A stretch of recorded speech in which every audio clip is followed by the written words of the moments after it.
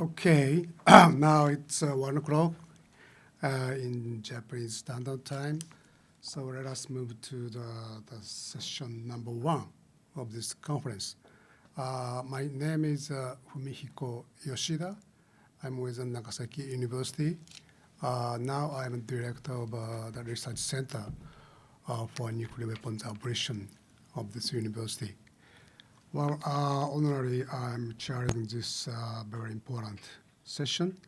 And today we have wonderful 4 guest speakers, as shown in the program. Director Smith from Stockholm Institute of Peace Research, Stockholm International Peace Research Institute, and also the Professor Taniguchi from Research Institute for Humanity and Nature in Kyoto.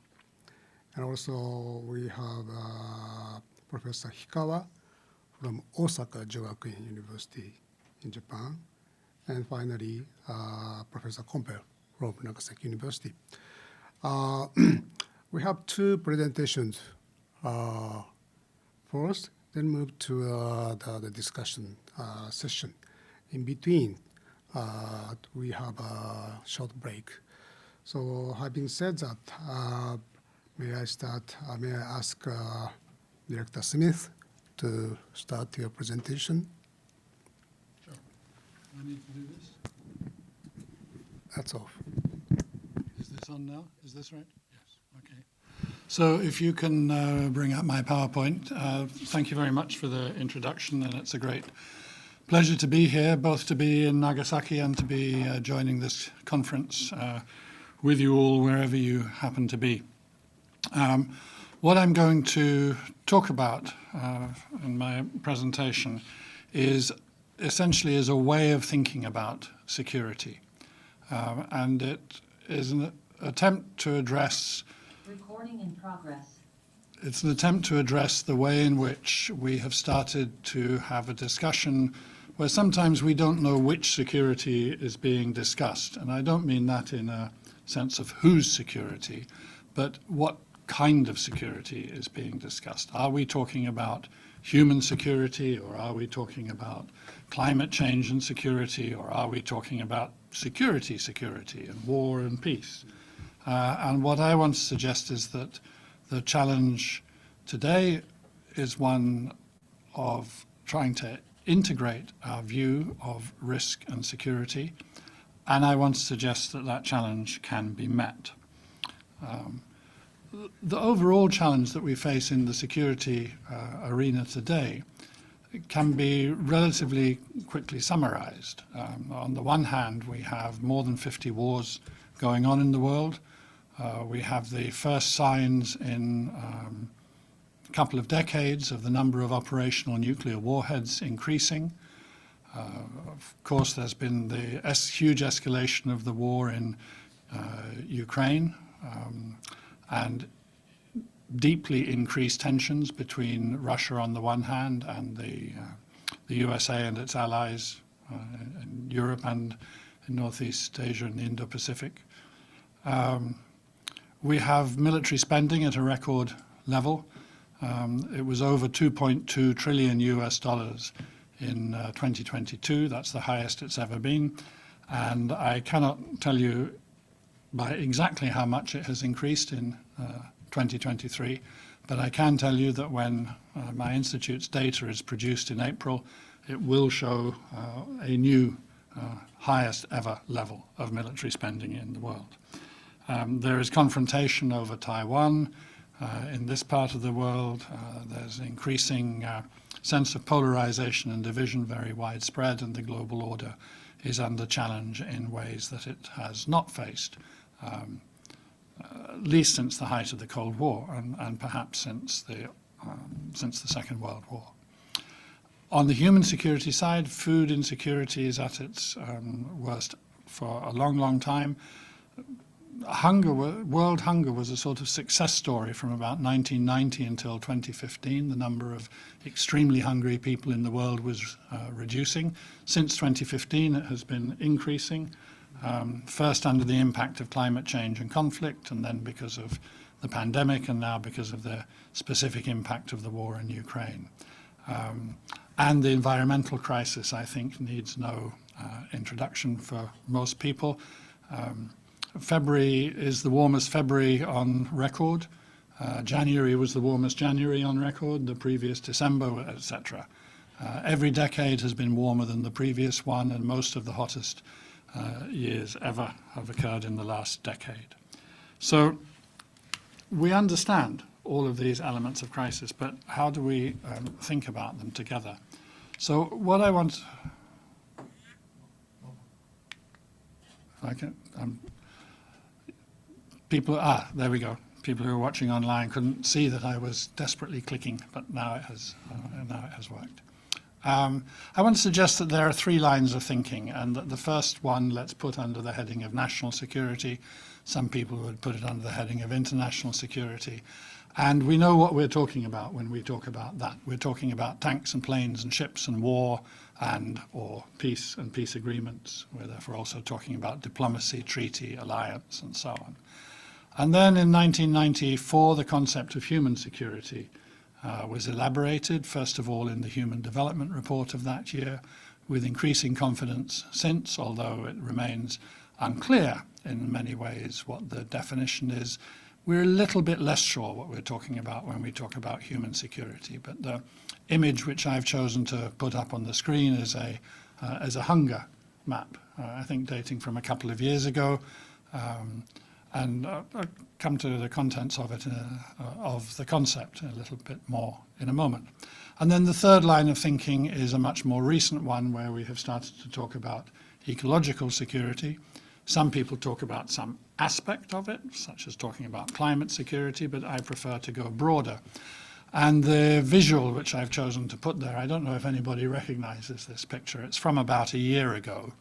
And this is a river in Australia, part of the Murrumbidgee-Darling river system. And these are some of the literally millions of dead fish which floated to the surface because that area of the river system had become a dead zone with not nearly enough oxygen in it, and the fish died. And that dead zone won't recover for a while. It's a good illustration of what we mean by the ecological crisis. So three lines of thinking: national security, human security, ecological security. Let me go into each of them in turn. So here we are with the tank, or it could be, as I said, an aircraft or a missile or a ship. You focus on threats, you focus on things which threaten or support concepts of national or international stability and order. We think about war and conflict, insurgency, terrorism. We're thinking about the armed forces and confrontation, arms races. And we're not just thinking about this kind of hardware, which I've put on screen, but the more sort of exotic areas of military technology as well. Artificial intelligence and its strategic influence and impact. Under the heading of artificial intelligence, what many people call killer robots, more formally known as lethal autonomous weapon systems, which is, by the way, one of my favorite acronyms in the whole of this acronym-filled field, because the acronym of lethal autonomous weapon systems is LAWS. And yeah, I guess I have a classic British sense of irony in enjoying that acronym. And also within this more exotic areas of technology, as I say, cybersecurity, the whole world of hacking, espionage, distributed denial of service attacks, the use of wiper software and so on. And then on the other side, the positive side, arms control and disarmament, thinking about peace operations, thinking about alliances, all coming under this heading of this first stream, this first line of thinking.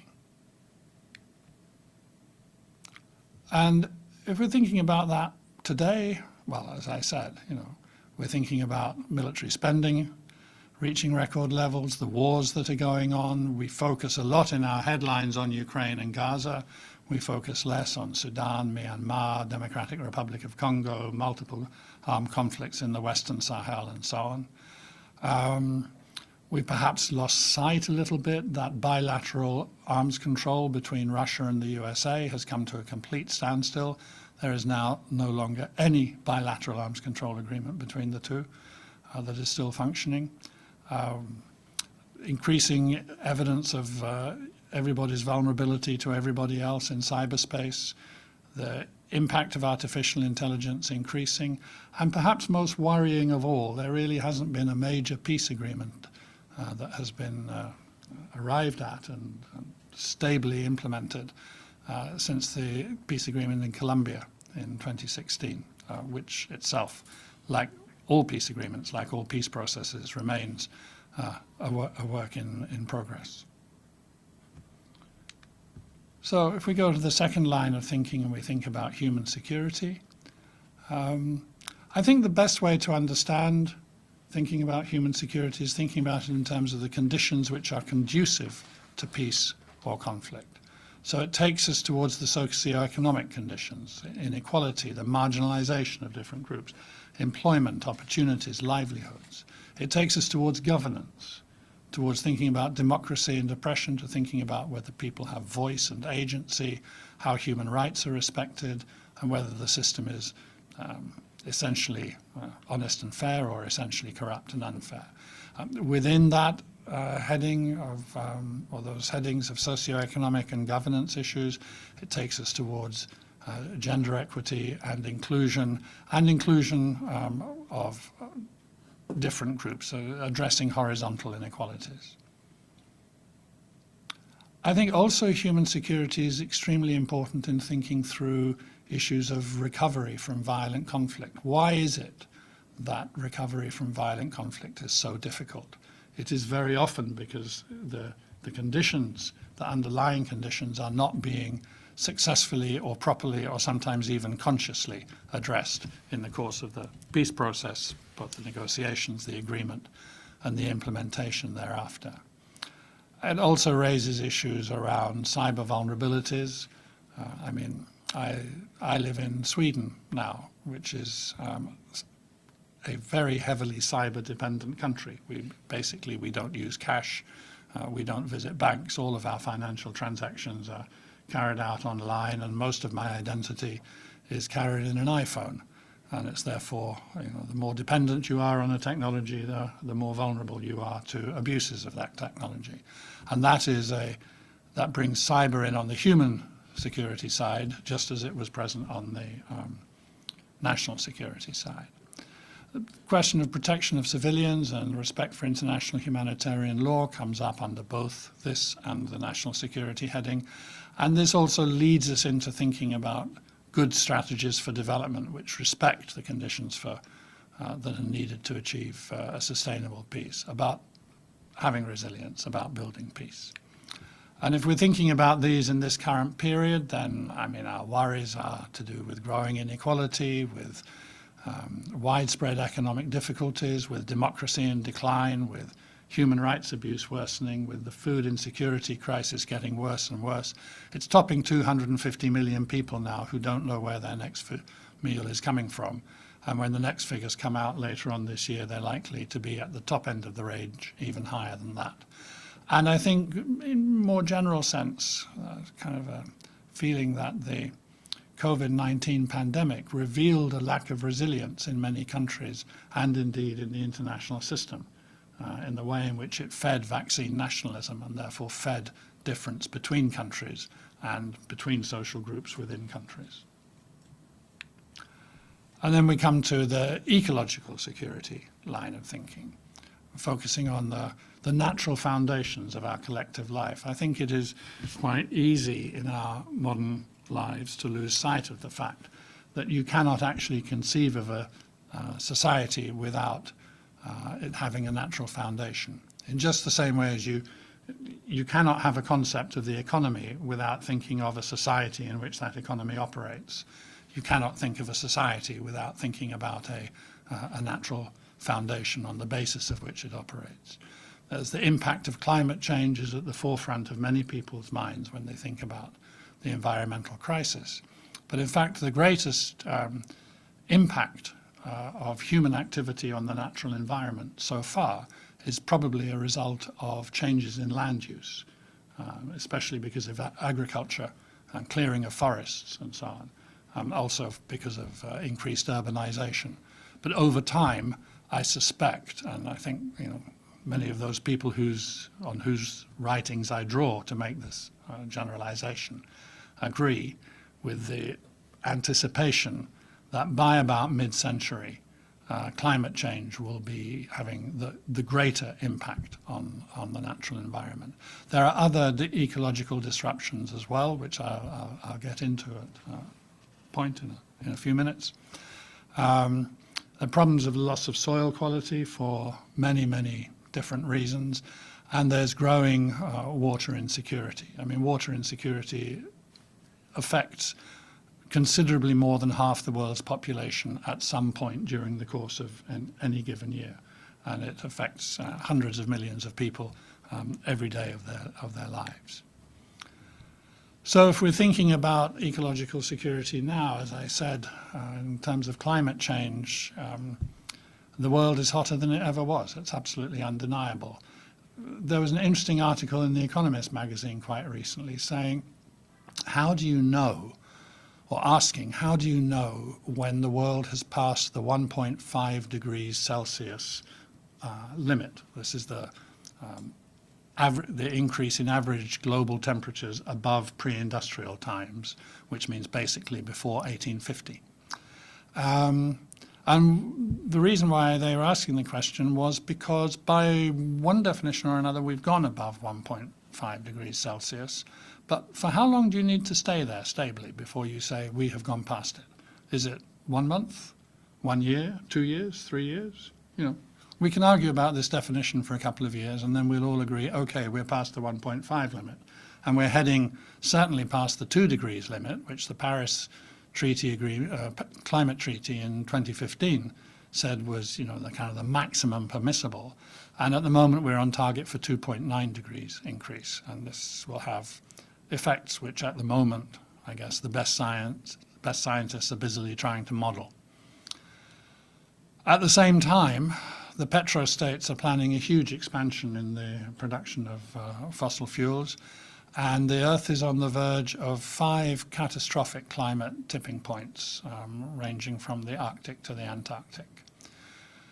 More broadly, thinking about the natural environment in terms of Earth systems, humanity has breached 6 of the 9 planetary boundaries that the colleagues in the Stockholm Resilience Centre and their many colleagues around the world have agreed as being the kind of, within these 9 boundaries, the world is in what they referred to as a safe operating space, and outside them, well, we don't know what that looks like because we haven't been there, and we've now breached 6 of those 9 boundaries. To take just one other example, biodiversity, half of migratory species of birds and other animals are at risk. The wildlife population now has fallen by 70% since 1973, and we are seeing widespread health impacts. We don't really know yet for sure whether COVID-19 was a zoonotic pandemic, meaning it was transferred from animals to humans, but there have been zoonotic infections before, and there probably will be again, and these are themselves the result of what is happening in the natural animal population. My clicker is refusing. Here he goes slowly. All right. So what I want to argue about these 3 lines of security thinking is that we need to bring them together. This is one security space, and I've chosen to present it first off in this form, that they are connected. These are my 3 visuals. I started with the fish and then the food and then the tank. So these 3 spaces are connected. There are channels of influence between each of them. If one is thinking about it in terms of causal pathways, the pathways move in both directions. The environmental crisis has an effect on human security. Many of our national and international security crises start as human security challenges. War has an enormous impact on the environment, both in its direct effects on the environment. I mean, the destruction of urban space in Ukraine is going to leave environmental scars across the Ukrainian landscape for decades to come. But at the same time, one of the early victims of many wars is environmental governance. So it makes it much harder to regulate the relationship between people and our institutions like companies and so on, and the natural environment when there is armed conflict going on. And of course, tensions at the international level over Ukraine or over Taiwan have visibly fed over into tensions about how to handle climate change, even though that is a shared challenge and a shared risk, about how to respond to the COVID-19 pandemic. I mean, do you remember the UN Secretary General calling for a COVID ceasefire around the world so that conflicts could, surely people could stop fighting and then, you know, aid could come into them, and the UN Security Council taking months and months to agree about that because of a dispute over the wording between the USA and China. So the causal influences flow in different directions. And at SIPRI, we've put a fair amount of time into exploring what the linkages are between climate change and both human and national insecurity. And I think that what comes out is that you see very clear causal pathways, but it is not inevitable to travel along those pathways. In other words, this is about risk rather than about something which is absolutely firm. That means and certain. That means that one can intervene in it, so that all of these connecting points provide opportunities for policy. So it's one security space, lots of linkages between them, which provide grounds for worry, but also opportunities for intervention and action.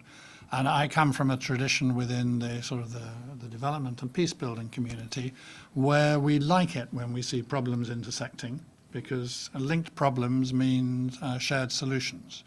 And that means what is often referred to as a double or a treble bottom line.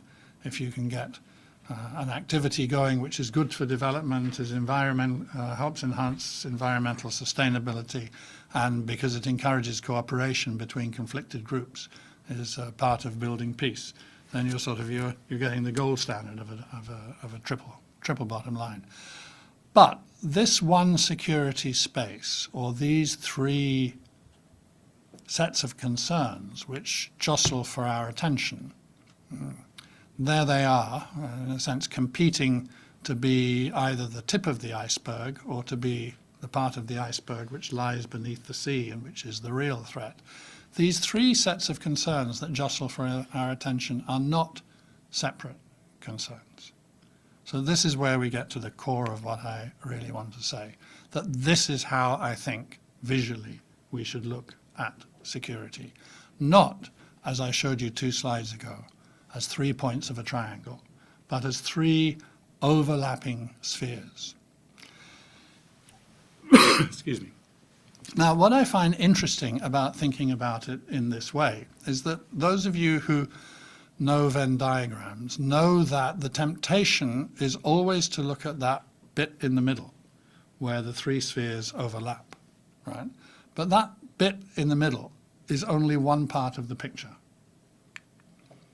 And an integrated view, to my mind, makes the tasks clear. If you look at it again, there's not just one interesting segment where the 3 overlap. There's a total of 7 segments, and the first 3 are back to our 3 lines of thinking, each of which needs to be taken seriously in its own right. Arguing for an integrated view is not an argument to underplay the importance of any of them. How could it be, logically? You know, only by starting by understanding the importance of 3 do you understand the importance of integrating the 3. And then, I've got a double click going there, so hang on a second, take that one away. So then the second set of 3 segments is where 2 are coinciding, where national and human security are the 2 that you need to be thinking about, or human and ecological security are the 2 that you need to be thinking about, or ecological and national security.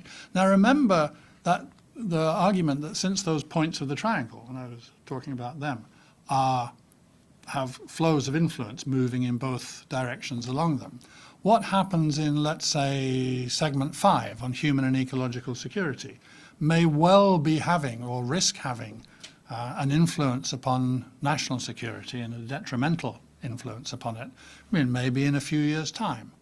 I think a thought which we have kind of turned almost into a cliche at SIPRI is that today's human security challenges are tomorrow's national security crises. And the problem is that there's no hard security solution to them while they are human security or ecological security or human and ecological security challenges combined. So, and then you have the seventh segment where you get all three piling in on top of you. Then you get the perfect storm.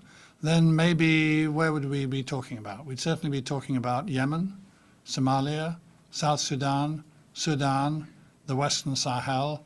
I rather fear that in coming years we're going to be talking about Ukraine and surrounding countries in that light, and so on. So that's basically my argument. There you go.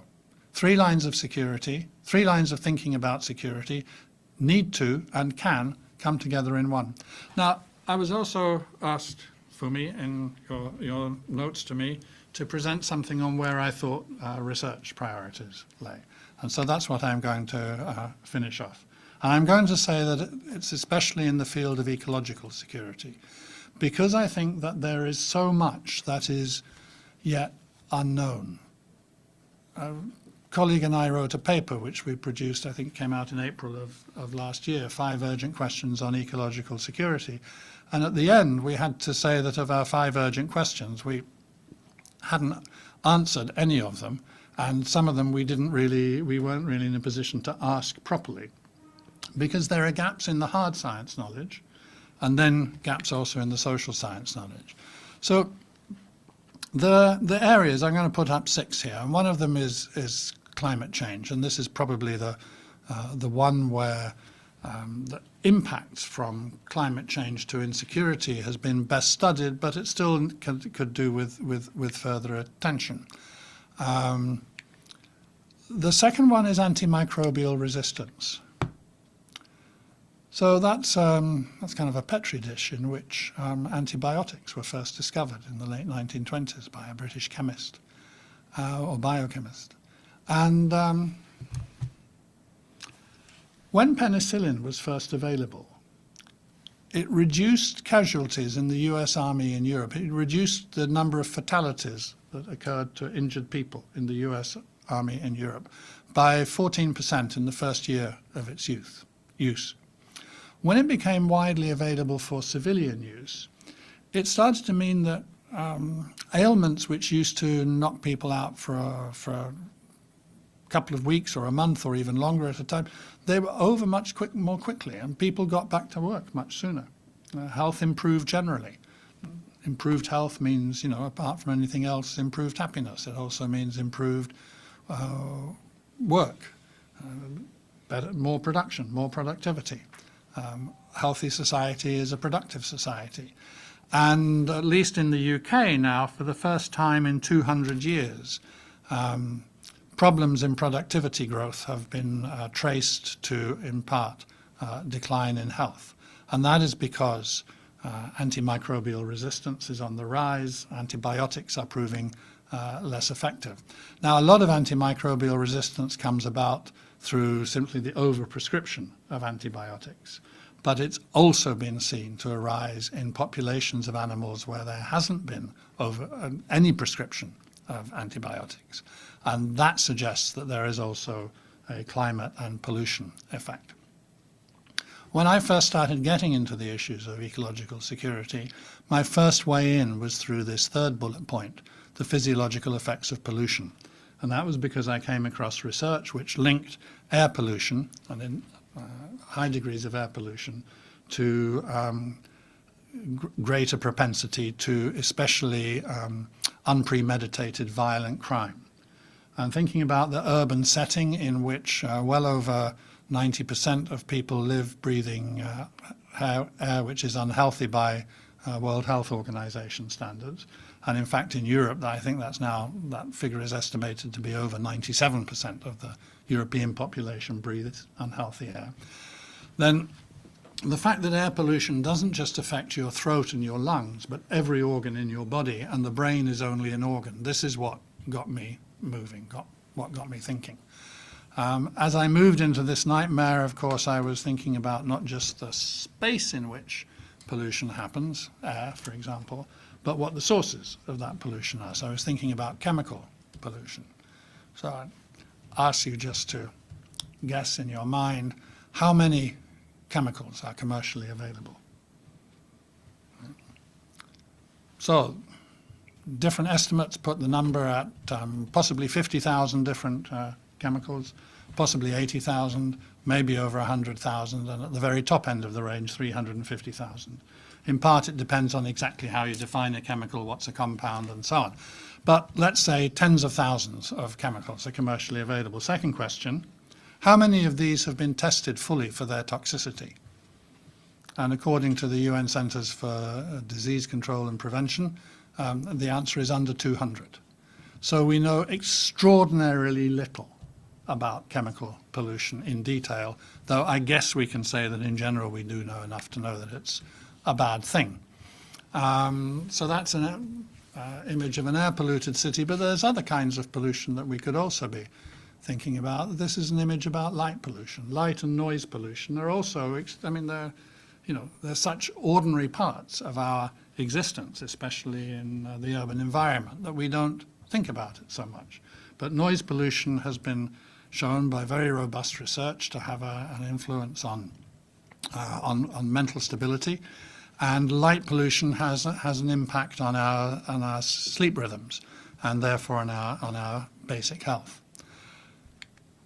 Moving on to the next set of nightmares, nature's contribution to people.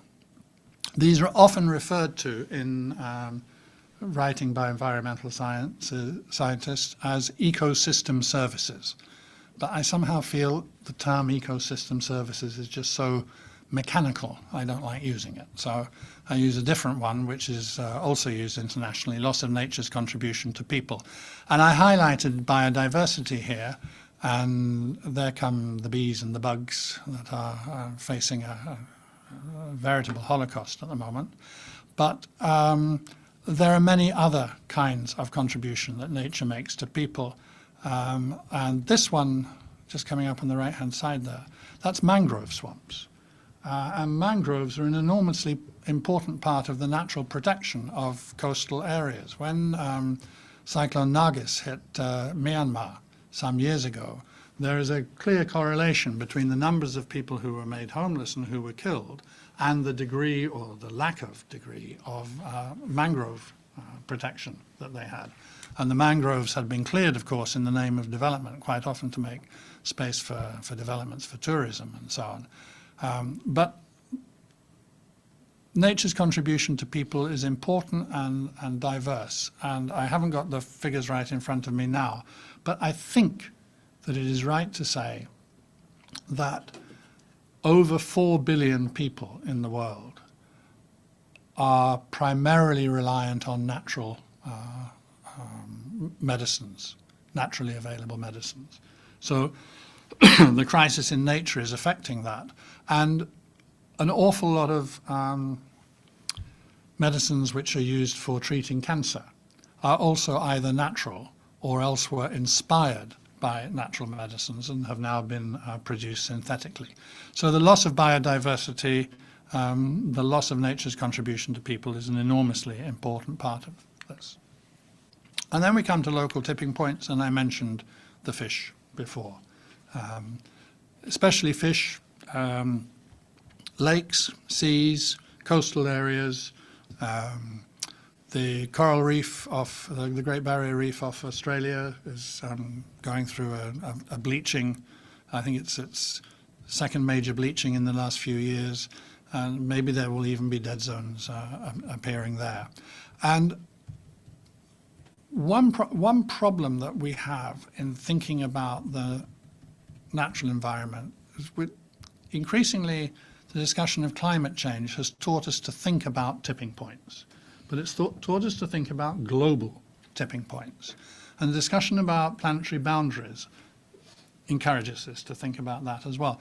But equally important in many ways for people's lives and their livelihoods are when local tipping points are arrived at. And there could be, many, many, many local tipping points along the way towards breaching a planetary boundary or along the way towards a global tipping point. And we do well not to lose that. And then the last one, when we think about ecological disruption, and the reason why I use the term ecological disruption rather than environmental loss, for example, is that some parts of the natural environment are actually doing quite well. Right? They're booming. It's just that we don't like them so much. And here's my favorite example. This is a beach with a lot of sargassum on it. Sargassum is a kind of seaweed. When it washes up onto the beach, it becomes this kind of horrid brown pile of stuff, which within 48 hours starts to leak hydrogen sulfide gas, which is both horribly smelly and very dangerous and potentially lethal. So it needs to be cleared off the beach as fast as possible. In the Atlantic now, surrounding the Caribbean, there is an 8,000 kilometer long Great Sargassum Belt. And it's in its own way, it's as spectacular a demonstration of what humanity is doing without realizing it to the natural environment as things like the Pacific, the Great Ocean Garbage Patch. There's one to be found in the Pacific, there's one in the North and South Atlantic, and I think there's one in the Indian Ocean as well, of these huge, as big as an American state, sized conglomerations of microplastic. In its own way, the Sargassum Belt is just as bad. Now, looking at all 6 of these ecological security issues, there are still hard science gaps in several of them to understand what exactly the effects are and how far do they go. And there are enormous social science gaps. So this is where I think the research priorities are. And one of the things that I would argue about, especially numbers 2 to 5, although it's also a big factor in number 1, climate change, is that health impact is very often the first step along the pathway towards a serious effect on the economics, upon livelihood, upon human security, and potentially with knock-on effects towards national security if there isn't a successful policy intervention made. So I think that's what I have to say. I think that there is one single security space which combines these 3 strands of what I've called national security, human security, and ecological security. To me, the research priorities now, or at least the biggest single research gap, is to be found in the area of ecological security. But as we research and get better at understanding ecological security, we need to do it with our friendly Venn diagram in mind to remind us that all of these issues are intersecting all the time. And with that, thank you.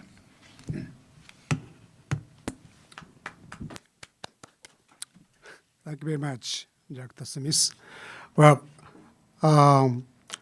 slides are so simply written, but you hit the very important points in understandable manner, even for beginners in this area. And also, I was quite impressed by your, the many details on each security topics. And also, one single security space concept is quite, I think it's persuading and give us a new, sphere of thinking and also a way of thinking. Thank you very much. So next, I'd like to ask Professor Taniguchi to present your views and analysis on the topic of nature and human co-creation of new system. Okay, thank you for inviting me. Good morning, good afternoon, maybe good evening, all over the world. And my name is Makoto Taniguchi. I'm a deputy director of our Research Institute for Humanity and Nature in Kyoto, Japan. And I'm not a political scientist, and I'm an environmental and sustainability scientist, particularly with a hydrological background. So I'm very honored and I'm pleased to be here. And I try to contribute my knowledge to the today's very important theme, the global risk for sustainable society. Okay, I'd like to share my presentation.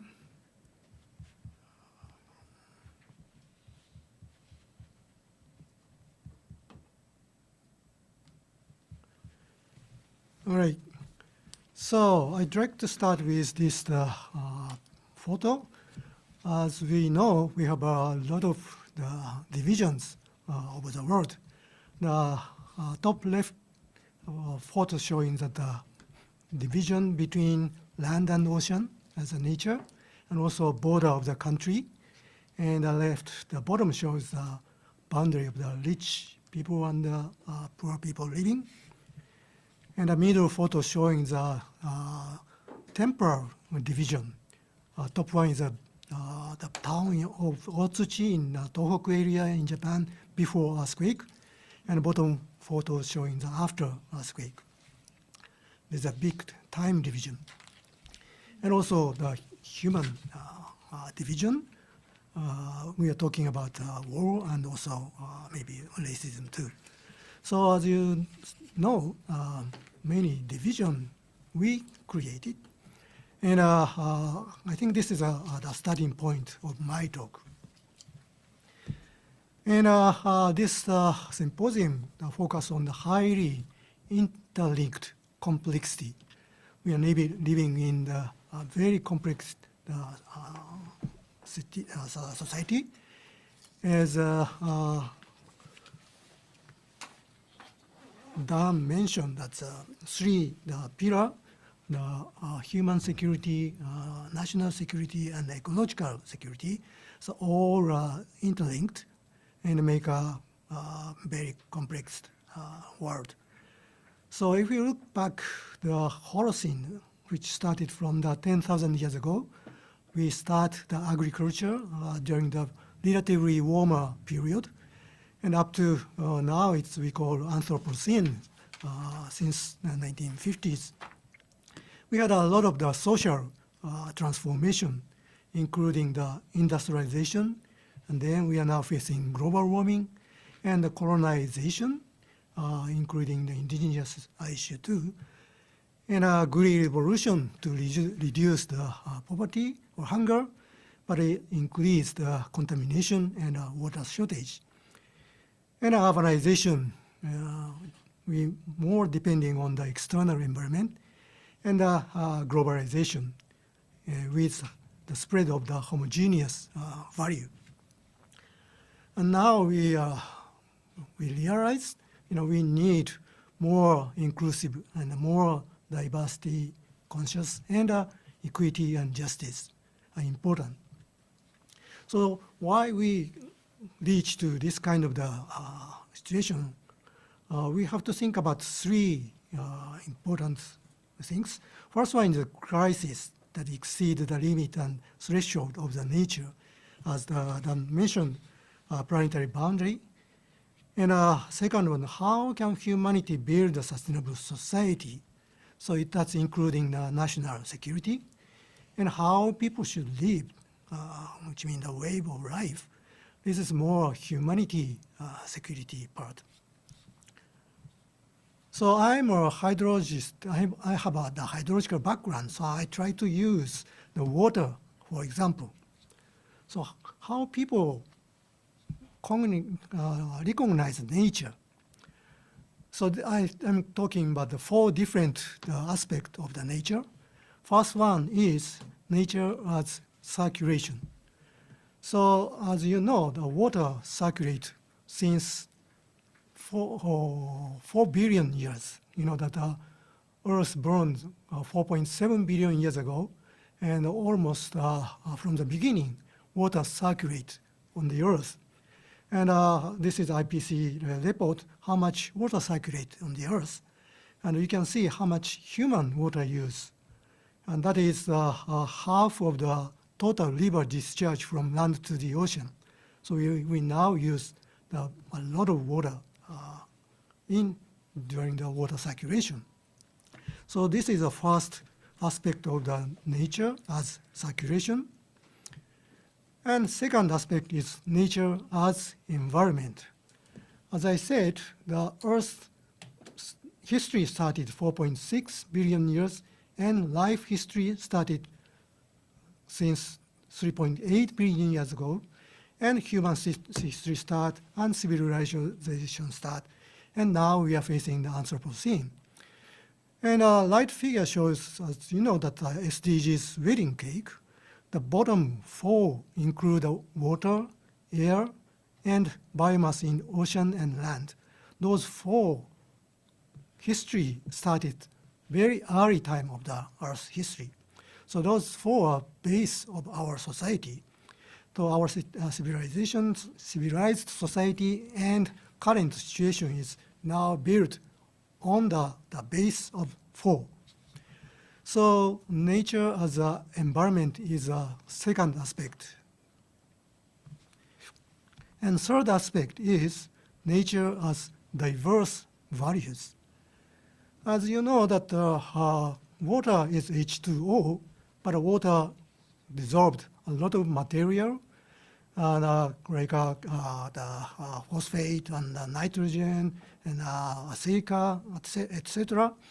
And then the different water chemistry. And then another animal or plant prefer different type of the water. You know, brackish water, some fish need a brackish water, not completely fresh water, not seawater, but between brackish water. So each animal or plant need different type of the water. So that reason why the biodiversity is important in terms of the water as a nature. And I'll light photo showing that the food culture and also other type of the culture related to the water. You know, in Japan we enjoy the sake and tofu that we cannot make this kind of the food with the typical water. So the food diversity depend on the water diversity. So culture diversity connected with the biodiversity and also the nature diversity. And a light bottom photo showing the festival with water in the Shikoku, Ehime prefecture. This culture really depending on the water culture. And fourth aspect is nature as resources. The left photo figure shows the location of the industrial zone in Japan. You know, after World War II, we developed this industrial zone in the inland sea of Japan, and we import the fossil fuel from the abroad because we don't have enough energy, so we import the fossil fuel. Then we need the big port. So after World War II, we constructed a big port to import the fossil fuel from the abroad. And in Japan, we have a lot of water. Abundant water exists in the coastal zone. So after World War II, we combine both water and imported energy to create the economic development. So this is kind of the synergy between water and energy to create the economic development. On the other hand, we face the environmental problem like air pollution and water pollution, as well as land subsidence. the figure map showing the location of the land subsidence. By the way, land subsidence is occurred by excessive groundwater pumping from the underground, then land depleted after that. So this is a typical tragedy of the commons, typical example of the tragedy of the commons, that the location is exactly same as the location of the industry zone. So this is a trade-off between the economic development and environmental pollution. So if you look back to history, we made this kind of a lot of synergy and trade-off exist. And as I said, there are 4 aspects of the nature. The nature as resources, and nature as environment, nature as diverse value, and nature and the circulation. And in Anthropocene era, as easier to understand value such as efficiency and simplicity are spreading in current situation, the view of nature as a resource is becoming stronger and stronger. On the other hand, the view of the environment or diversity of the value is becoming weaker and weaker. I think this is a current situation. So I'd like to propose this bit complicated, the 3 circles. The outer circle showing the global environment as a nature, and the middle circle showing the society, and center is the way of life, the humanity part. So we talk about the climate change or global warming in the outer circle as a global environmental issue, but it's connected with the second circle as a sustainable society, and eventually it's connected to the humanity part, the philosophy and norm as way of life. So as I said, 4 aspects of the nature, but it's all connected like the outer circle and the second circle and the inner circle. And also it's connected to SDG wedding cake. So this kind of the structuralization of the current situation between nature and humanity is important to think about for future sustainability. And I'd like to say that the shift from the value system that view nature only as resources will be necessary. Oops.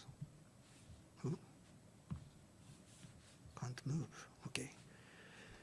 As you may know, the IPBES, which is the global platform for biodiversity, published a value assessment last year, and they show the different type of the value of the biomass, including the ecosystem service, as Dan mentioned, and they propose 4 type of the nature and the humanity. First one is living from nature, which is more related to the nature as resources. And second one, living in nature. And third one, living with nature. And fourth one, living as nature. Well, I can't explain detail what's the difference between 4, but as I said, a shift to a value system that does not dichotomically divide people and nature probably connect to the living as nature or living with nature. All right, so from here, I'd like to explain why we are facing this kind of the division that many divided society and nature and humanity occurred in current Anthropocene era. First big things is a green revolution, right? The Haber-Bosch method was able to make artificial fertilizer to increase the food production, to reduce the poverty and hunger, but increase the contamination and water depletion. And also that each place are connected through the global food trade. So highly connected food production and the water consumption occurred in Anthropocene era, which means highly connected between economy and the environment occurred in current situation. So, we need, the current situation, more externality, which means the invisible device among the producer and consumer happen now. So in the future, probably you have to frame how to, make more visible this kind of the situation. And this example showing the how to think about humanity-nature relationship.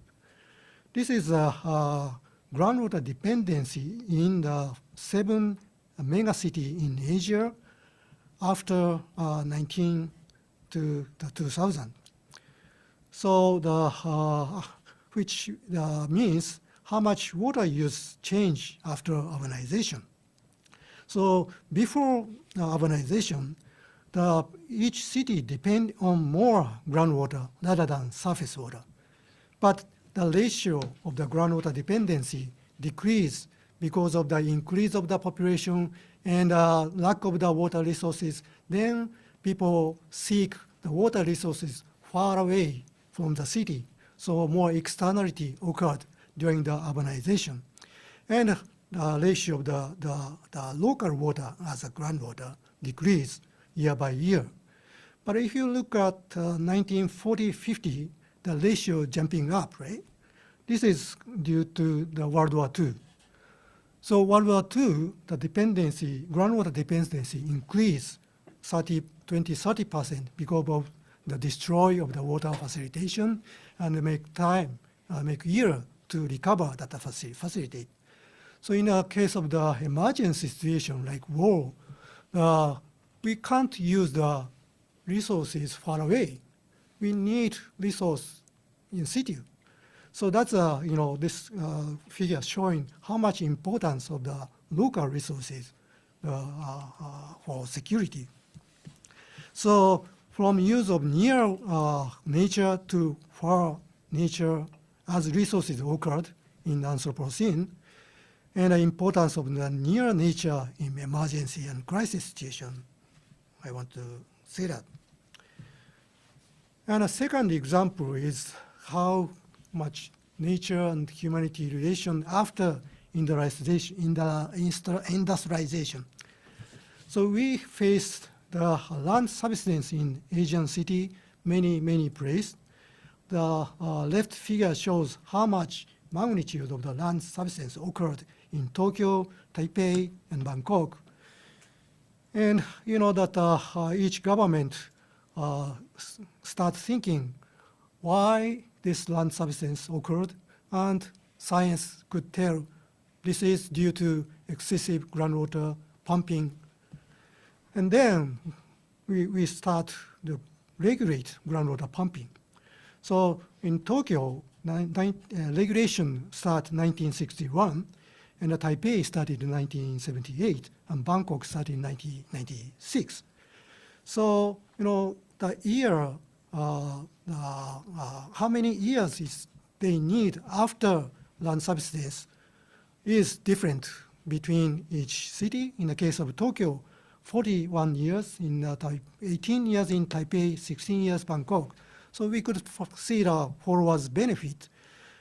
But if we look at regulation of the groundwater pumping has started when the land subsidence reached to 1.5 to 2 meters. This is kind of the social tipping point, as Dan mentioned, the local security. The governors think the social cannot survive if land subsidence occurred more than 1.5 to 2 meters, then that the regulation start. So this kind of the relationship between nature change and institutional change related to the disaster.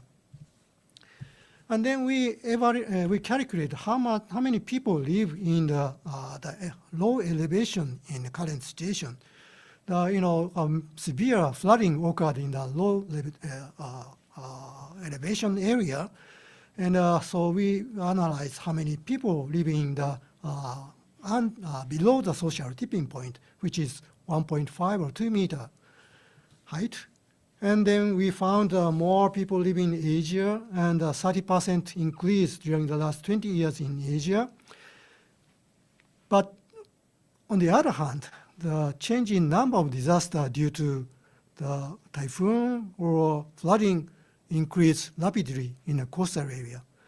So we knew the number of the disaster increased during the last 13 years in the coastal area, but still the number of population increasing. So what we will do for the future? Do we need more facility or infrastructure to prevent the flooding, or we have to change the location of living? So we have to decide, for future, which way we should go. And this is another example when I visit Atoll Island in north of Australia. And we analyzed how much fresh water in island under the ground. So and also we estimate how much the fresh water decrease due to sea level rise and also climate change in the future. And fresh water exists the center of the city, center of the island, but along the island there are brackish water exist. So there are roads along the coastal area of the island, and outside of the road, which means the face to the ocean, you can see the left photo, the house with the blackish groundwater use. But inland part, you can see the house with the the groundwater use. There are big, difference between the house. More rich people live in the inland, and poor people live in the outside of the road. So the big social division occurred, reflected by nature. So this is, I think, the issue of the humanity, how to share the value of the nature equally. So, I think I'm a natural scientist, but I'd like to learn from the social scientists and also humanity how to share the common value system. This light figure showing that I took this figure from the Paul Sylvester. He was the second executive director of the Future Earth. And x-axis showing internal and external, and y-axis showing individual and collective. And the top right, the sphere showing the meaning making, including value, belief, the mindless motivation that is invisible inside individually. And if it's become the outside, external, more visible, it becomes behavior, including habit, practice, the responses. And if we go back to bottom right sphere, which is invisible but shared as a collective, which is a culture, including the norm and the shared value. And left bottom showing the system part, the socio-ecological part, including governance and education, etc. So if you think about the relationship between nature and humanity, how we can share this sphere. There are another aspect, x-axis showing the selfishness and altruism, and a y-axis showing the short-term and long-term. I think each person has both parts, right? I am sometimes, selfish, and sometimes altruism, I hope, but sometimes I react short-term as a temporal, but logically we have to think about long-term. But how to share, how to connect, the both different, things. And I'd like to share one story from the one narrative from the ancient story. We call Kukai, who lived in the 8th century to early 9th century. He's a monk, and he built the Shingon sect one of the Buddhism, and he built a Toji temple in Kyoto and Kongo Fuji in the Koyasan. And I'm a groundwater hydrologist, so I'm very impressed when I found his story, because he found a lot of spring and groundwater discharge and borehole in all over Japan. So I believe Kukai understood the hydrological cycle from the holistic, which means integrated knowledge of topography, vegetation, and others. So he was able to tell where springs were located. And he found more than 1,500 springs and wells. And many narratives exist related to the spring and well. And there are two categories of the narrative for each borehole and spring. First one is about development of the water resources and disease healing using the water, which probably is a more short-term prospect and also like a selfishness aspect. But the second part is related to the human attitude and a moral lesson like kindness, which is that is more long-term perspective and also altruism part. So people have believed in this narrative with two categories for more than 1,200 years. So narrative helps conservation of the spring and groundwater as a nature and humanity. So I think the narrative and science may make bridge between selfishness and altruism and short-term and long-term perspective. And I put the figure at the right bottom, that top right sphere move to top left, and the right bottom. So that kind of narrative help not only science but narrative help for human and nature relationship. And then I'd like to show another sample. We can see the left photo, which show the sign at the front of the house, showing how many borehole wells in their property for private water use regularly. But this Chinese character, you can see the inside, the two borehole, three borehole or spring exist in their property, which showing that in the case of emergency, this water can be used for anybody. So usually regular time that this is private water, but in an emergency case, that water become public water. So not physically boundary, but more the manageable boundary exists in the regular time and the emergency part. So this type of the governance of the water use is spread now over Japan. So the water use in the emergency situation is spread, which is from the internal to external, to showing that their willingness of the sharing the water, and also from the individual to collective way. And to share the diverse value among us, another way we are now trying to do is how to understand the trade-off and synergy for sharing the value. So trade-off and synergy exist among the resources like water, energy, food, land, labor, etc. And also between economy and environment and society, and also between local, national, global, and also present and future. So for example, that's we call this is a nexus, the water, energy, food nexus. More than 70% of the water consumption is for agriculture.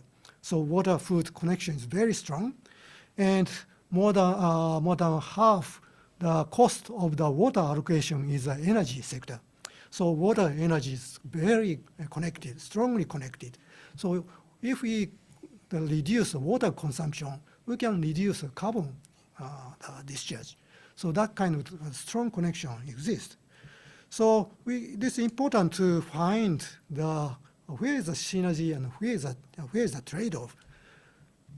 Then we are now trying to make a development of the game, including board game and also the more serious game. So to share their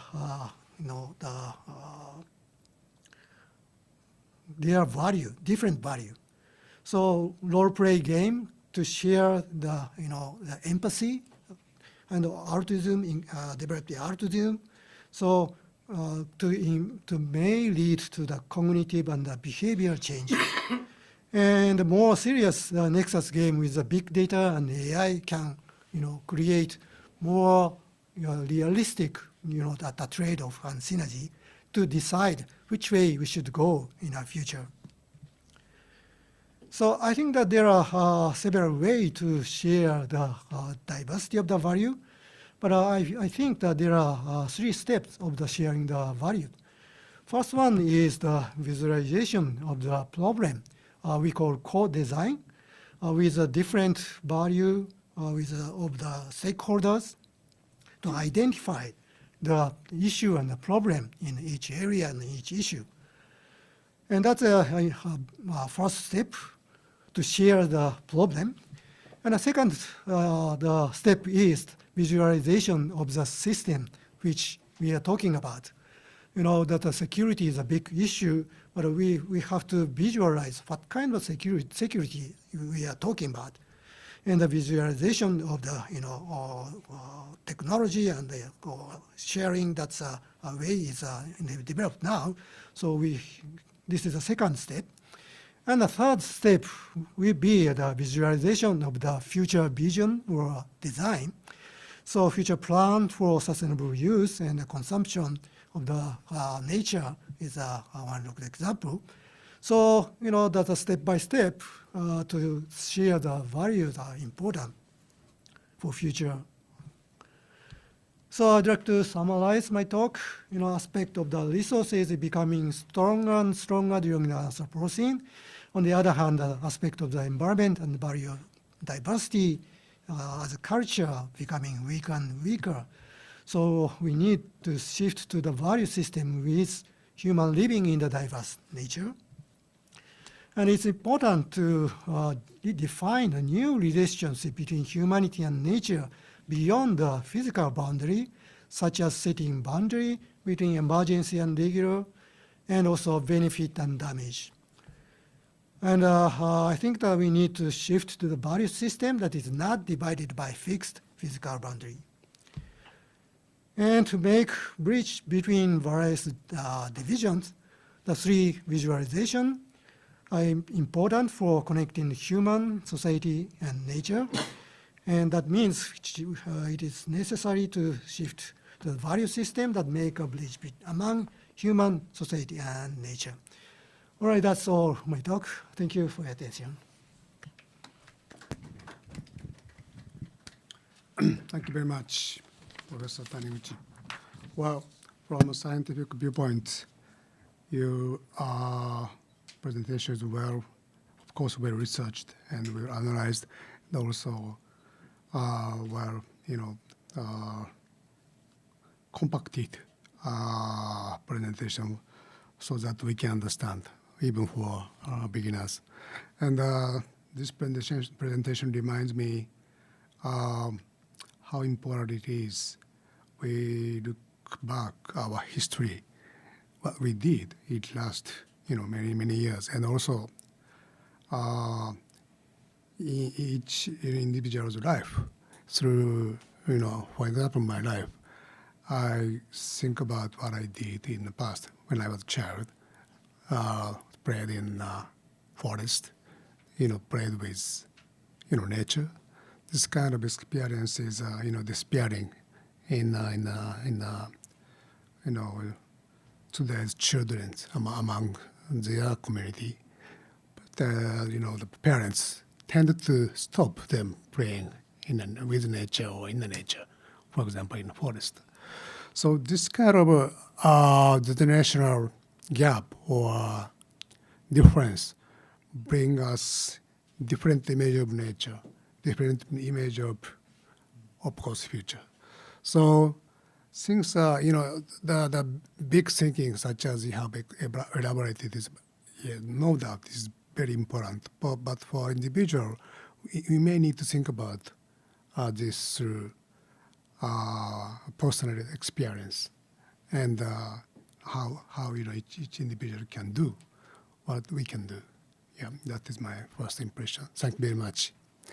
So now it's 50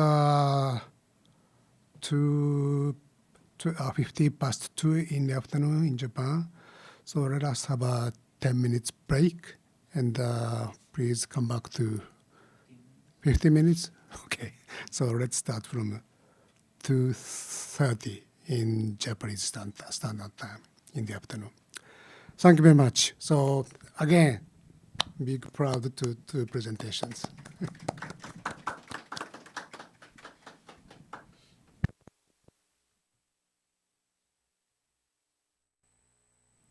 Okay, now it's 2:30 in the afternoon in Japan, so let us move back to our work.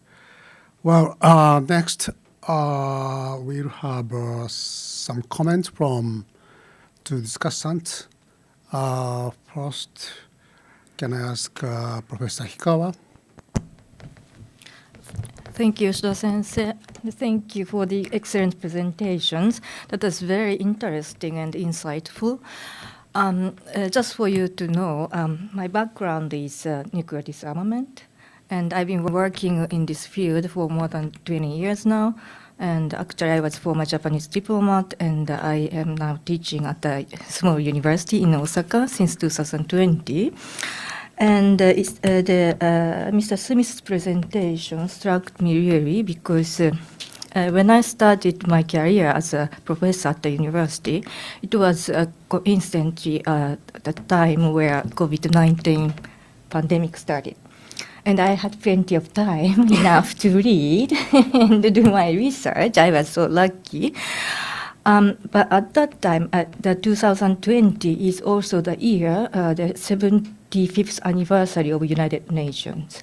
And there are, for example, not only this commemorative declaration at the General Assembly issued, but also there was a video issued by the UN with the message of Antonio Guterres.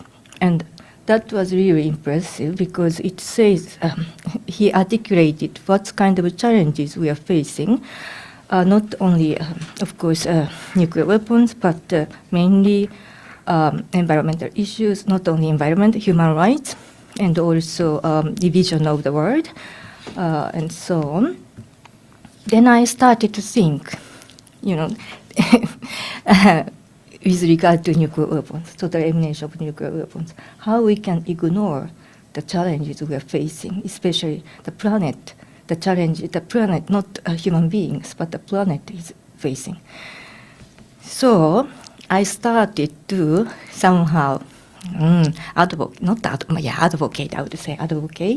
We should think about security for the planet, not security for the states or security for the human beings, because once nuclear weapons should be used, not only human beings but animals, of course, and also planet, nature are all affected. So I started to say this, I think back 2021 or so. I was thinking about the planet, especially because maybe some of you are not familiar with nuclear weapons issue, but there is a new international law called TPNW, Treaty on the Prohibition of Nuclear Weapons, that was formulated in 2017 and entered into force 2021.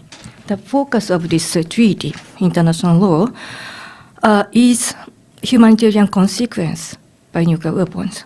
So the focus is on human beings.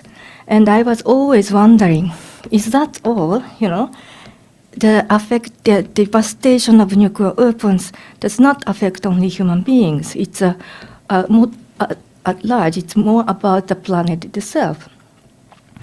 So this is my background. Then, after I listened to your presentation, I first thought I did not connect first your presentation with my concerns because when it comes to security, yes, of course, usually we discuss national security versus human security.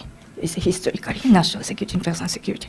And also among us, the experts on nuclear disarmament, there are two parties, like me, we believe that nuclear weapons are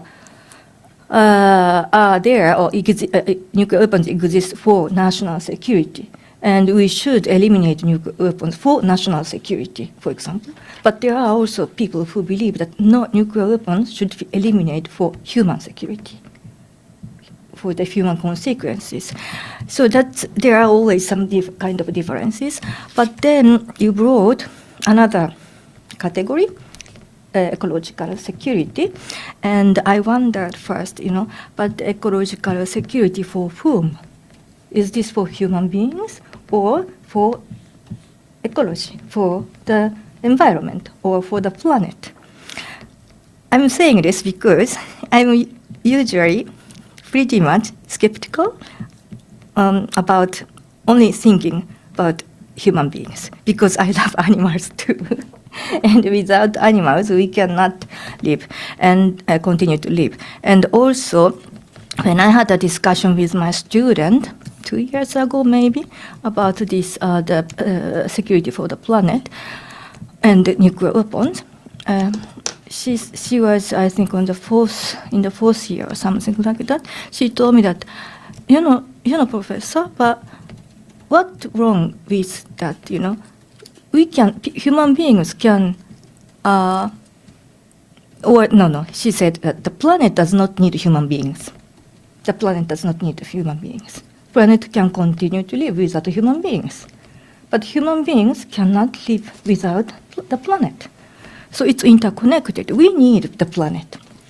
So that's why I first thought maybe you're thinking with this ecological security without thinking human beings.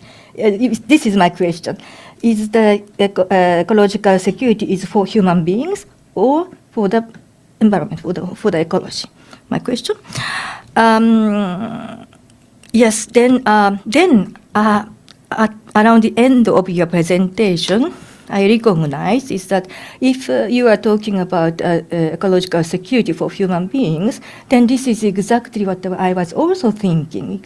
Exactly the same, because if we put too much importance on human security, you know that there are countries who have nuclear weapons and who almost do not have little respect to human security or human rights.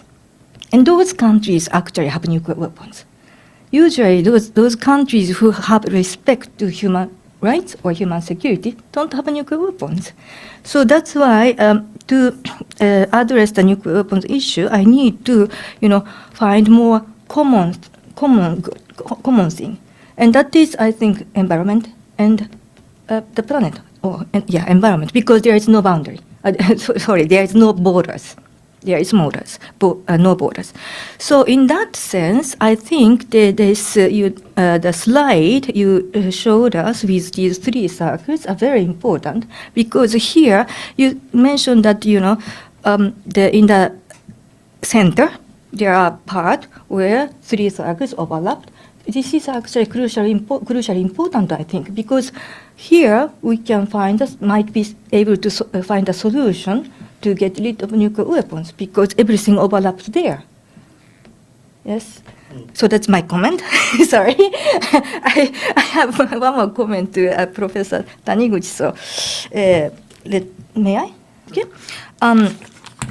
Professor Taniguchi, thank you very much for your insightful presentation. And I'm very much interested in your saying about the common value system, because Yeah, I said before that to eliminate all nuclear weapons in the world, I think that we need to change societal system. And in order to change, social system. In order to change social system, I believe that we need to change economic system, because all the risks or all the challenges you both mentioned today, where are they coming from? And I think they are coming from our economic system, capitalism, too much capitalism. Anyway. So then I'm now working on a concept which I introduced in Austria first in 2010, and it's now expanding through the past more than 10 years, expanding in Germany or South Europe or Latin America and Africa. It's called economy for the common good. Economy for the common good. So there is a English translation, of course, and there is now Japanese version of the book that was published 2 years ago. And I saw there the solution, because the economy for the common good is a kind of initiative to change our economic system through reminding us of our universal values. We should have universal value, common value. And you mentioned that about the different values and how to share different values. But of course, when it comes to water, I think that there should be a universal value among all people. Yes? And if we can share or remind us of our universal value, we can change the economic system and society. So that's why I would like to ask you, what do you think about this universal value? Thank you. That's all. Thank you. So now shall we ask Compel-san to continue the comments on previous two presentations?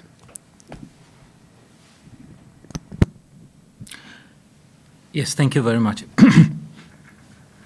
So both of the presentations, in a way, very enlightening, but also in a way they were quite abstract. So I will have a look at what I got from the two presentations, and then I will ask some questions, and I will also ask to entangle more kind of personal experiences or how the relationalities between the nature and the human, and also between the new rising risks and insecurities. So to look at the more concrete perspectives, how they look in the field. So let me first before I start the commentary, because I forgot to at the beginning when I was introducing our projects and how our group got together. So I forgot to mention these are two results of our work for the last 3-4 years. So one book is on security, safety in the era of global risks, and the other one is risks, identity, and conflict. And there are a few more projects, a few more books which are coming out of the project. So, first of all, let me go to the first presentation by Dr. Smith, and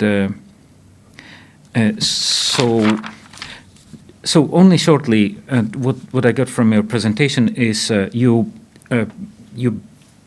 bring three very different concepts of security. One is probably the most traditional understanding of security, which is national security with militaries, with weapons, with kind of maybe also rules of war, of engagement with conflict, as the core of the national security concerns. Then you are talking about human security, which is a very new concept, and which is a very challenging concept because it does not talk about this kind of, it talks about, it understands security in a totally different framework from this kind of concern with war, with conflict, with death. But it's not. It's actually it's very closely associated with the problem of human death, human suffering, and that is the problem of hunger, the problem of inequalities, socioeconomic inequalities, gender equalities, with the problem of violence, right? So we can see that actually. Not only national security deals with violence, but it goes much, much deeper into our societies and into our localities, maybe. So this is the second concept, which was introduced in 1990s, very much associated with the United Nations human development and initiatives.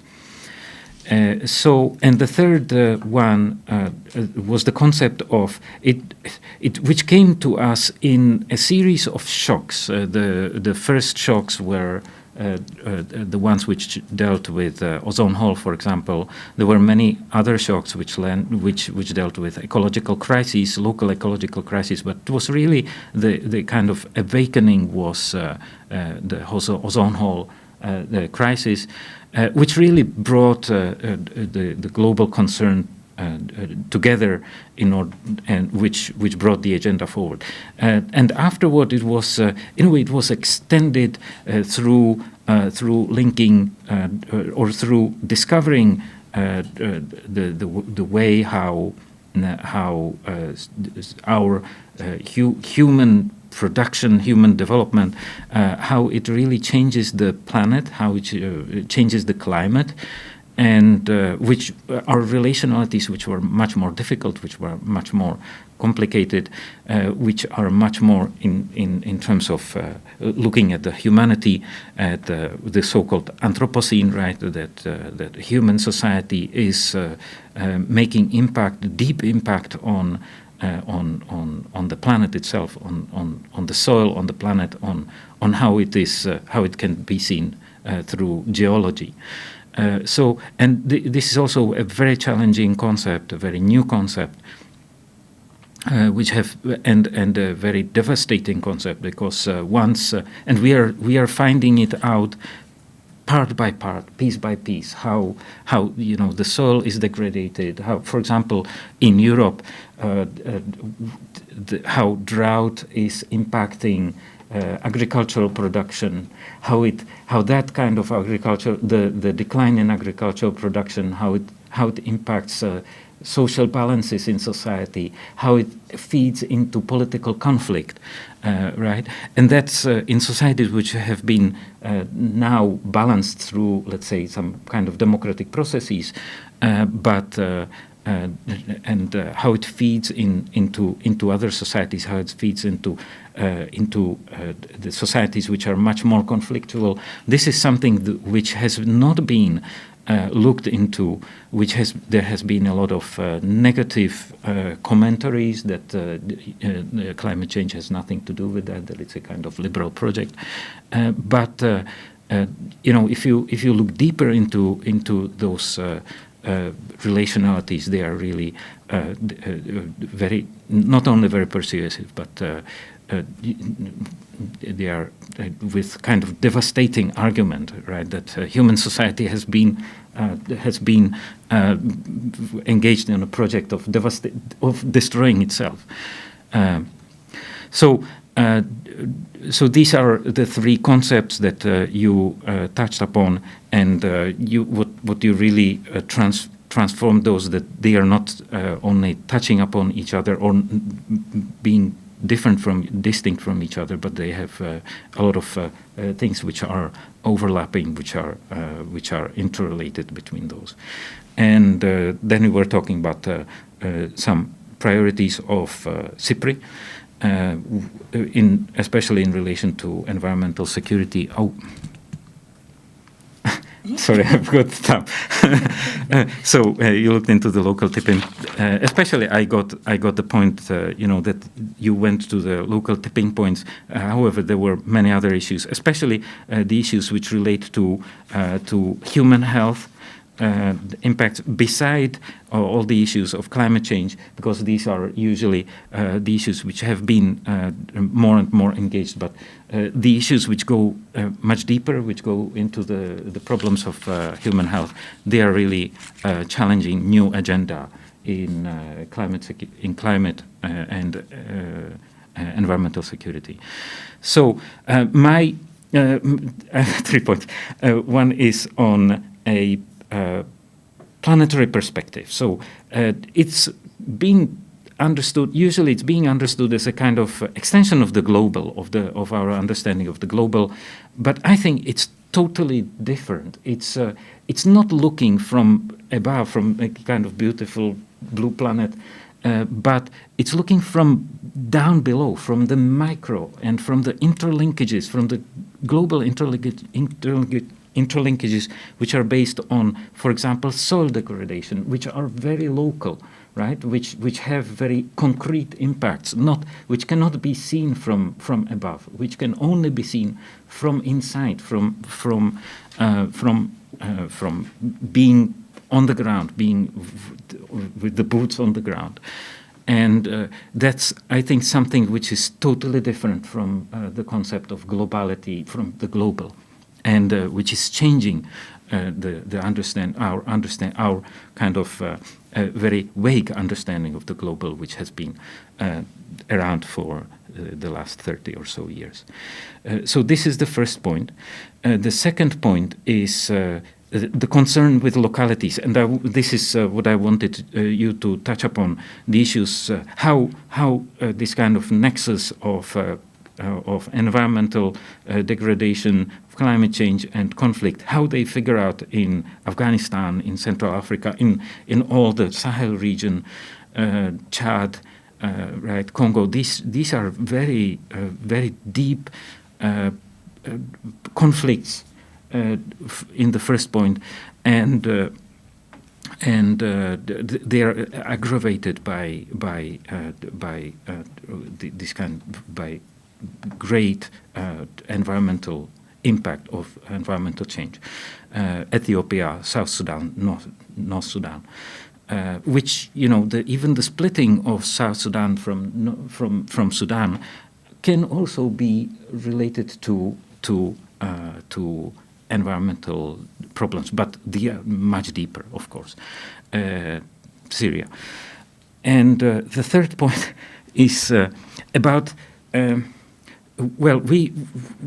Many of the analyses are taken first based on national sovereignty, even human security, environmental security, are based on the concept of the kind of stability which has been provided by the nation state, right?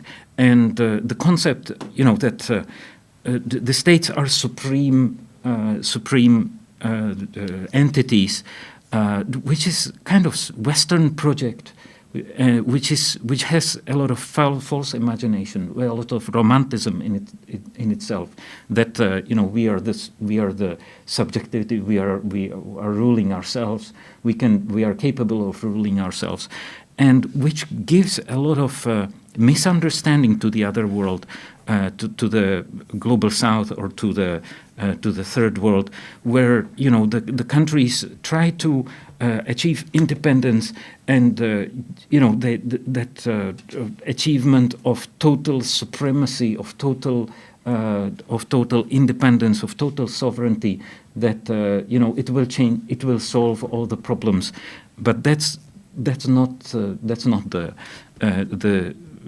I don't think it's a solution, and so we should look into the bad points that the Western models of development and Western kind of sovereignty, the core of the Western values, what kind of negative issues they have with in relation to when we talk about security, stability, sovereignty, subjectivity. Okay, this is a little bit theoretical argument, but I think it has something into it. So, もうちょっといいですか? Okay, so to Taniguchi Sensei, I'm not going to the review, even though it was very interesting and very, the perspective of groundwater is a very challenging, right? And I was partially I was talking about it when I related to the Western concept. So you are talking about post-green revolution, post-urbanization, post-industrialization, and the way how the green revolution, or maybe industrialization, modernization, urbanization, these kinds of core Western projects, right? Well, they are probably not only Western projects, but core civilizational projects. How weak and how devastating they have been, right? From the perspective not of climate in general, but from the perspective of water, of how we were unable to govern, even though we were, these projects are for us to govern water, circulation of water. So how unable we were to achieve that, right? So that has been very penetrating perspective. So I would like you to ask, because, well, in theory there is a lot of focus on, especially from sociological perspective, there's a lot of focus on this kind of reviewing of modernity, that we are entering a new phase of modernity, a kind of late modern stage, or second modernity, where we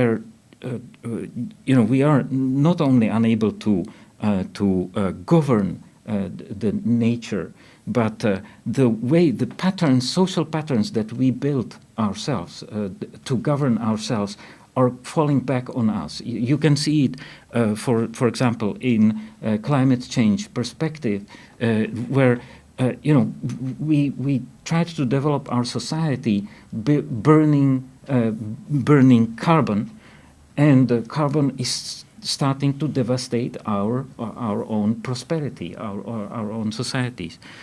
So this is one point, and another one is if you could talk a little bit more about the human-nature interactions. What kind of what is the impact of nature on the human-nature interactions? Okay, so these are the 2 points. Thank you. Thank you very much for comments from 2 speakers. Well, can I ask Dan first to respond to your questions? So is this okay? No? Yeah. So yeah, thank you for those comments and questions. Very, very rich and a lot to think about. I'll come to the first set, Professor Hikawa. First of all, I think that maybe I'm a little bit wary of the term planetary security, because I'm not quite sure what it's referring to. Right? Because I guess I think of the planet as a thing. And I think that what you're talking about is actually the planet or planetary security as a set of relationships. And so that takes me to thinking of, you were saying at one point, is it, or perhaps, yes, I forget who it was. It might have been Professor Taniguchi, but is it with nature or as part of nature? And I think that the core thing, and this is not a thought about peace and security issues. I think I don't speak so much as a peace researcher when I say this. But it has an impact upon the whole field of risk and of our future and the question of how we will have stable and peaceful relationships with each other within countries and between them. It is that we have lost sight of the fact that we as humans are part of nature. And so, therefore, when you ask the question, who is ecological security for? Is it for humans or is it for another part of nature? My answer is that the concept of ecological security is trying to force us to think in terms of nature as a whole of which we are part. So it's bad news for us that 70% of the animal population has gone. I mean, we've lost 70% by numbers.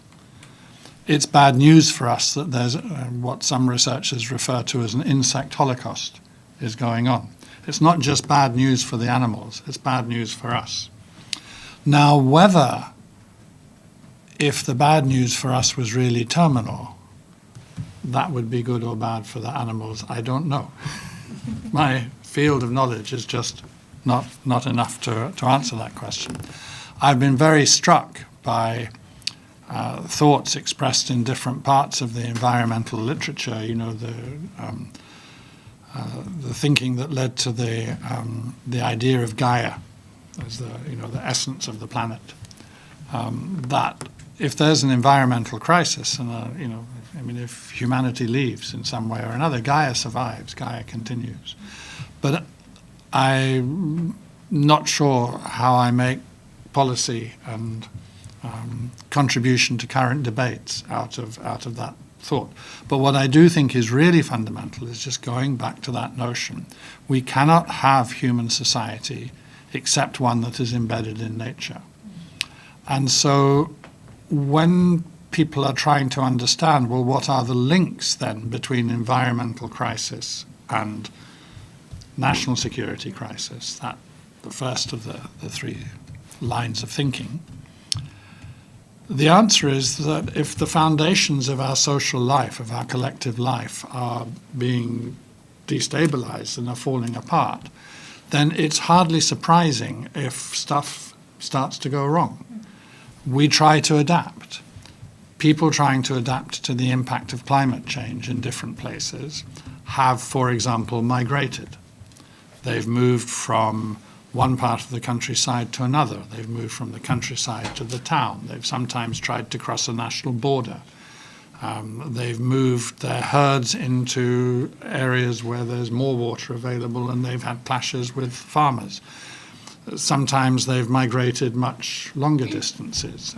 Seasonal labor migration is sometimes a form of adaptation to the pressure of climate change or other environmental pressures. So we try to adapt, and sometimes the forms of adaptation that we adopt are quite successful, and sometimes they're not.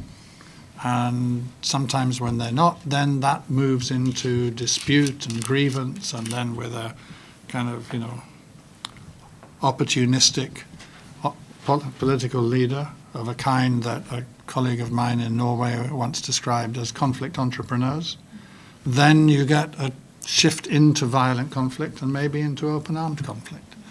And there's understanding all of this together. I think one of the challenges that we face is that each of my three circles in that Venn diagram what that diagram is about interaction, right? But within each of those circles, there are massive interactions going on. I've been very moved by a book. Now I've forgotten the name of the author, but it's I think it's called The Secret Networks of Nature. And it's just about the way in which things are linked in ways that you wouldn't expect, where the behavior of wolves over time affects the course of a river, for example. And one of the difficulties purely in nature conservation projects is that you tend to intervene to protect one kind of animal, usually a kind of fluffy, furry one that's big and that people can feel sentimental about. And in doing that, you disrupt some other part of the local ecosystem, and it produces all kinds of consequences. And obviously human society is full of all sorts of very complex interactions, so that's human security. And national security is as well. You think about wars that are going on and the relationship between leaders and, is it the influence of the individual or is it the structure of society and the structure of politics? And the answer is more or less everything which defines whether or not we have, or determines whether or not we have a violent conflict or a peaceful outcome. And so these three areas of intersection are intersecting with each other, and we are trying to understand that.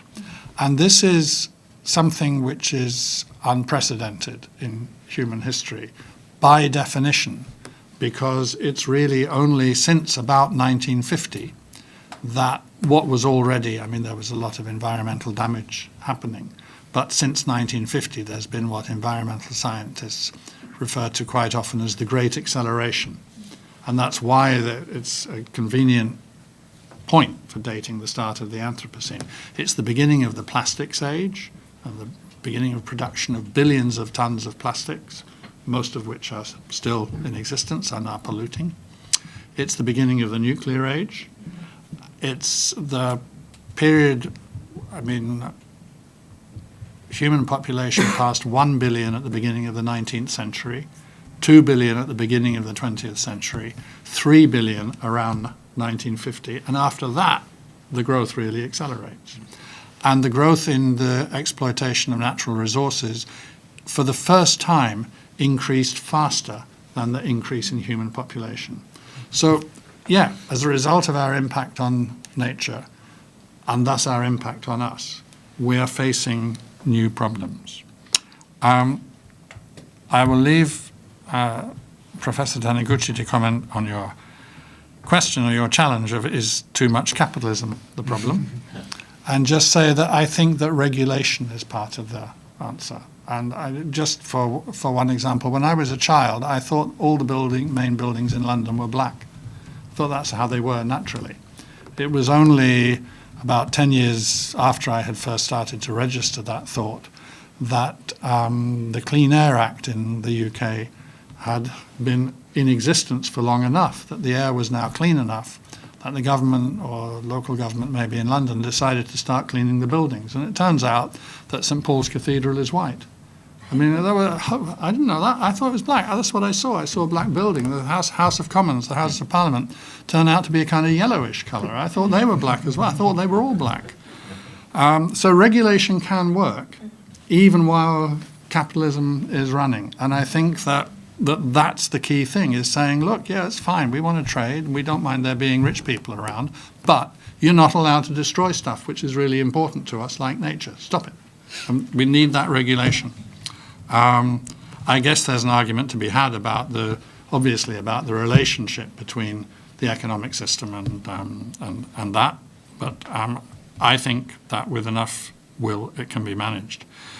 In particular, Professor Compel, Radomir, I'm going to concentrate on your second question, which was about the localities, about making some of what we're talking about a little bit more concrete. I think if you take the case of Yemen, the statistics on Yemen show clear increase in temperatures across the past 60 years.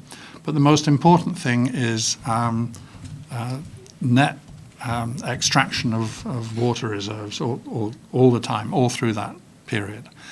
And that is not the cause of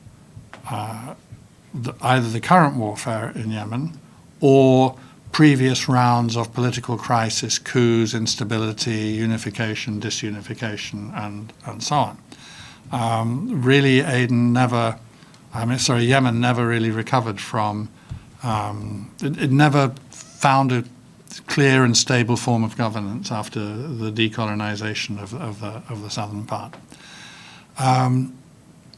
But around 2011, 2012, 2013, so with the civil war, which eventually brought the Houthis to power, already going by that time, it had been going for about a decade by then, actually the Yemen Interior Ministry reported that most of the violence and most of the violent conflicts in Yemen were to do with disputes over water.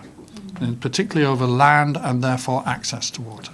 So it plays a part. And if you were now trying to think about how to, if one had the opportunity, and it won't happen through an external intervention, but if in Yemen, force arises which wants to take the opportunity for a sustainable, inclusive, stable development of Yemen. Do they first of all concentrate on making peace, or do they first of all concentrate on conserving water, or do they first of all concentrate on the cholera crisis and the aftermath of the AIDS the COVID pandemic? Probably the answer is they concentrate on all of them at once, and they need to take an integrated approach. If you go to Somalia, again, it is not the case that climate change in Somalia, where you also see steadily global warming, having the local national impact all the way through for the last 5 or 6 decades. It's not the case that climate change caused that instability or brought al-Shabaab to prominence. You have to go back to the Siad Barre dictatorship and to Barre's fall and to everything that has happened since. But as a result of climate change, there's effectively 1 year Somalia is affected by extreme flooding, and the next year it's extreme drought, which it's in a nasty rotation. And when there's a flood, if al-Shabaab turn up, which they tend to, as the first and immediate providers of efficient aid and support, then they get stronger. And when al-Shabaab gets stronger, then the central government and, generally speaking, law and order, peace and stability in the country get weaker. And when there's a drought, and as a result of which people then get to breaking point where they have to sell their herds and their farms and leave the land and go to urban areas, they very often end up in informal urban settlements, slums for another word, often in really bad conditions, with not good livelihood opportunities for the young men in particular, who are therefore vulnerable for recruitment and listening to the arguments of al-Shabaab. So unless there is a counter move by the federal government and the international community supporting it, each time there's a climate change related crisis, that's strengthening al-Shabaab and that's weakening peace. And you can see this kind of impact time and again through the different areas that you were talking about. To be honest, I don't know nearly enough about Afghanistan to be saying it, but I see that in both Sudans and in Western Sahel and in the dry corridor of Central America. And in other ways, I mean, those are all kind of climate related. If you go to Colombia now, I was there last year and I was really struck that every time I was talking to a group whose primary focus was on the peace process, they started talking about the environment almost straight away. Every time that I went and talked to a group or with a group whose primary focus was the environment, they started talking about peace almost straight away. So for them, the issues were linked, were closely linked. So I think these do play out in local areas, but they don't play out if what you do is you go looking for climate change as the cause of the armed conflict. I don't think I have ever come across an armed conflict which was caused by just one thing. Taking other people's lives is in all circumstances really recognized to be, or almost all circumstances, is recognized to be such a big thing that it takes a lot to impel people, a community, a society in that direction. The problem is that once having been impelled in that direction, it's very hard to pull back.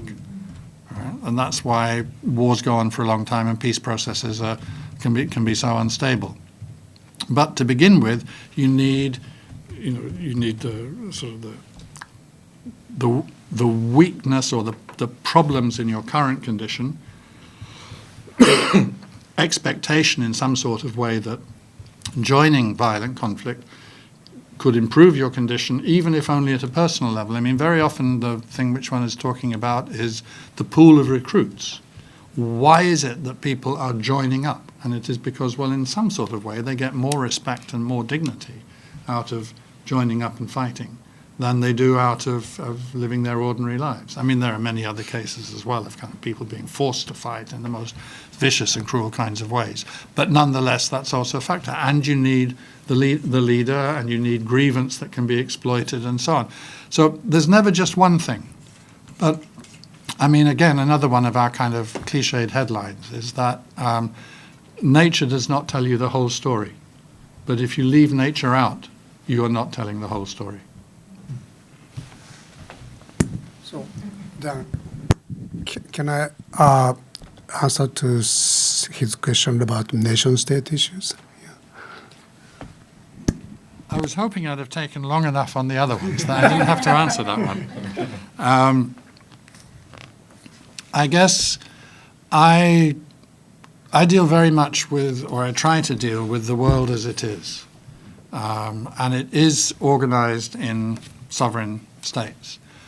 And sovereignty has been a very desirable international commodity. So the rate of the formation of new states was accelerating every quarter century, all the way through the 20th century. I mean, I forget how many it was. It was about 48 states that formed the United Nations, and approximately 190 that are members now. So that's a sign of how sovereignty was a desirable commodity. And of course, in lots of ways, the borders of the state didn't, or the new states especially, and even some of the old ones, didn't fit social realities. I mean, I think we talk about that quite a lot in the case of Africa. But in the case of Europe, if you look at linguistic continua, and you find communities next to each other being able to talk with each other and understand perfectly what each one is saying, but at some arbitrary point a national border has come in, and then languages are taught in one way on one side of the border and in another way on the other side of the border. And we've seen that happening even this century. My friends in the Balkans who at some point turned around and said, wow, you know, we can speak 5 languages just overnight. So I think the second thing is that I'm very interested by the idea that the global order is under a lot of strain and pressure now. And that global order is essentially a Western, it's a European order to begin with. It's the Westphalian order from 1648, modified by the Congress of Vienna in 1815, which you can see traced into the League of Nations after the First World War, and then a more effective version of the League of Nations being the United Nations after the Second World War. And what that order is about is an assumption that sovereign units have an interest in a system which is bigger than them, and therefore that rivalries remain limited, and that power and, in Kissinger's terms, power and legitimacy are in balance with each other. And if there's too much emphasis on to the power element, then you get the First World War and you get the Second World War. And so then you get this retraction back to the 1940s. Let's go back to legitimacy again. And it becomes to do with process. And by agreeing process and by accepting national sovereignty as a barrier that you won't interfere in, or on the other side of, so to speak. You won't try to jump over the barrier.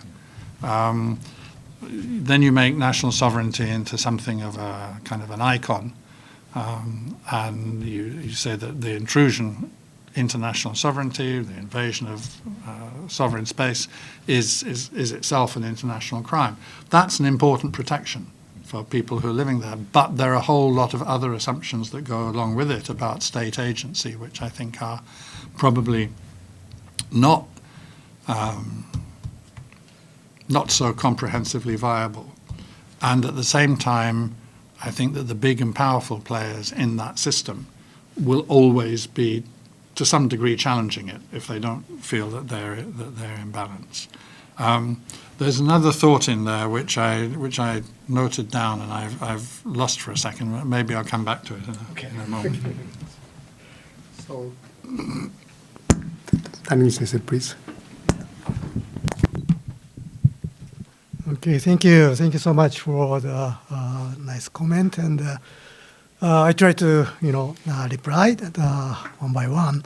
So the Hikawa sensei's comment related to the universal value of the nature. My talk is related to the water, but universal value of the water.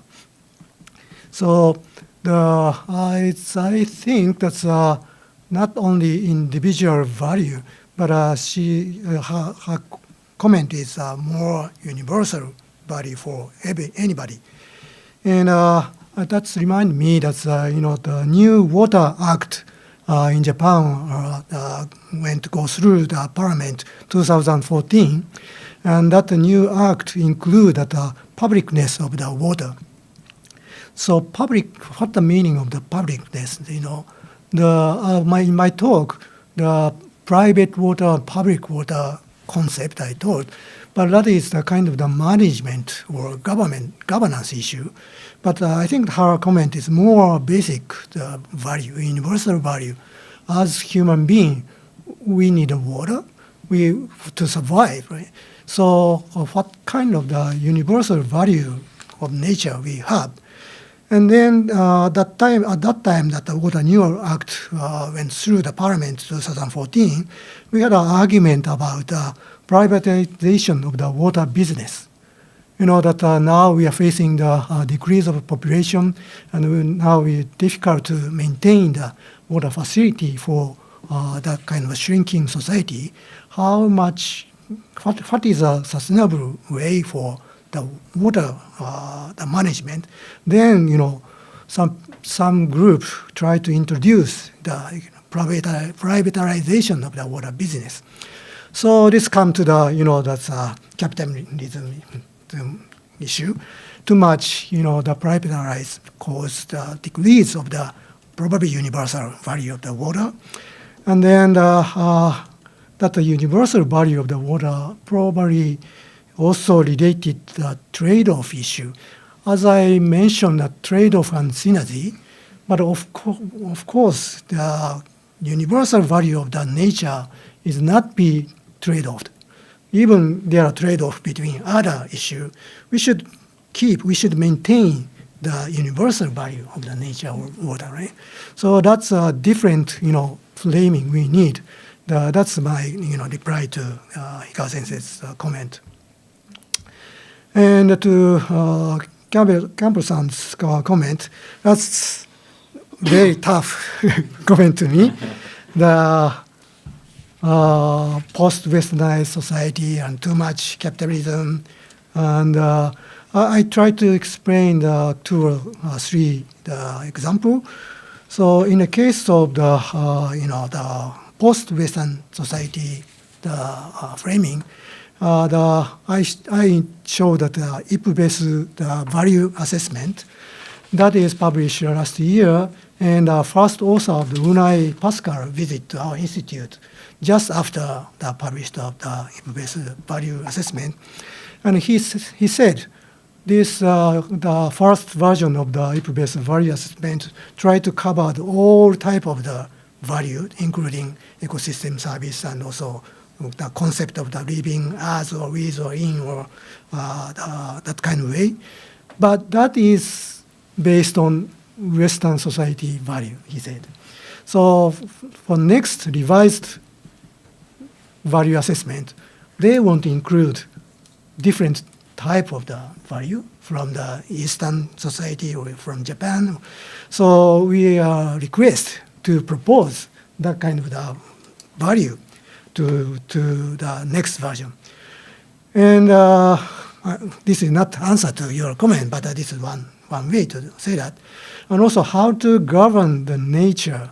That is also the tough question and comment.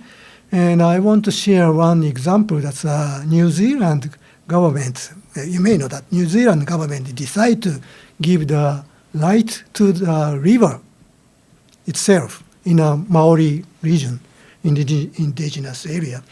So I learned the government tried to give a right to the nature, the river as a nature.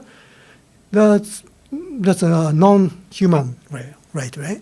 And it's very challenging way, but I think this is because due to our historical, social, relationship between nature and humanity, including the indigenous people. So they gave the right to river, but they didn't give to the water in the river. They give the right to the bed of the river. So the right to the land of the river bed.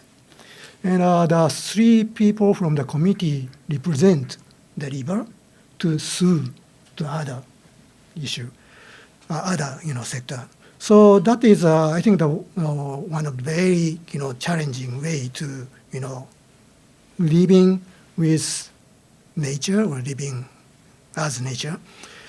And human nature interaction is the our institute's vision and for future way. And not too much to divide the nature and humanity individual element, which is usually science do, right? Let's make our silo to examine very detailed, but there is many division exist in the under the science framing. So recently, many try to use the art to make a bridge between science and narrative, or science and non-science. And what is the beauty of the human and the nature interaction that we always discuss? So for environmental issue, like Satoyama is one of the example to tell how to live with human and nature together in the Satoyama way. And another example is we call the Engawa. Engawa is outdoor corridor. That is sometimes inside of the house, but sometimes out of the house.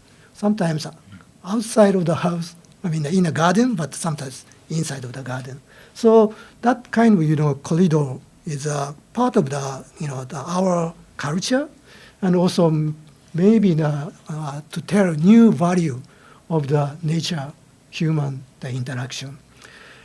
And I don't know, not clear the reply to your comment, but I try to do that. Okay, thank you. Well, may I ask a question as a privilege of a moderator? Well, Dan emphasized the importance or effectiveness of regulation. And Taniguchi sensei pointed out your research goal of value system. Mm-hmm. Well, I like both of them, but how they're gonna fit each other? Mm-hmm. And also, Dan, in your paper, it's about environmental peace, security, peace. You said, while transition in energy, land use, and other social and economic domains need to happen first, they can only succeed if they are just and peaceful. So I think regulation needs these elements. Mm-hmm. And also, if those elements are maintained, then it's gonna extend our pathway to probably towards value system. That's my kind of inspiration. Mm-hmm. I want to get your answer and comment, and probably from also Taniguchi sensei.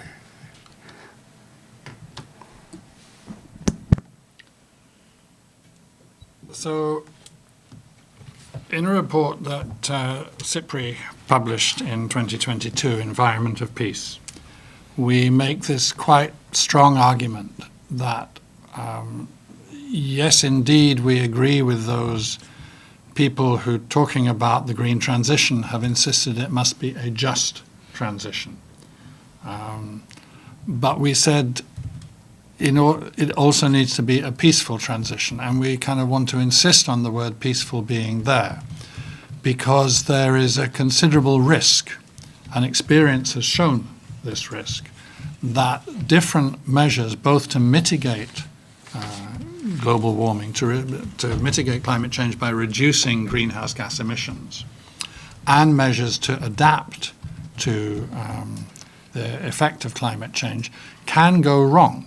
And they can turn out to go wrong in a social and a political sense, and turn out to be very socially divisive. It's the poor what pays and the rich what gets the profit in so many places around the world. That ancient wisdom still holds true.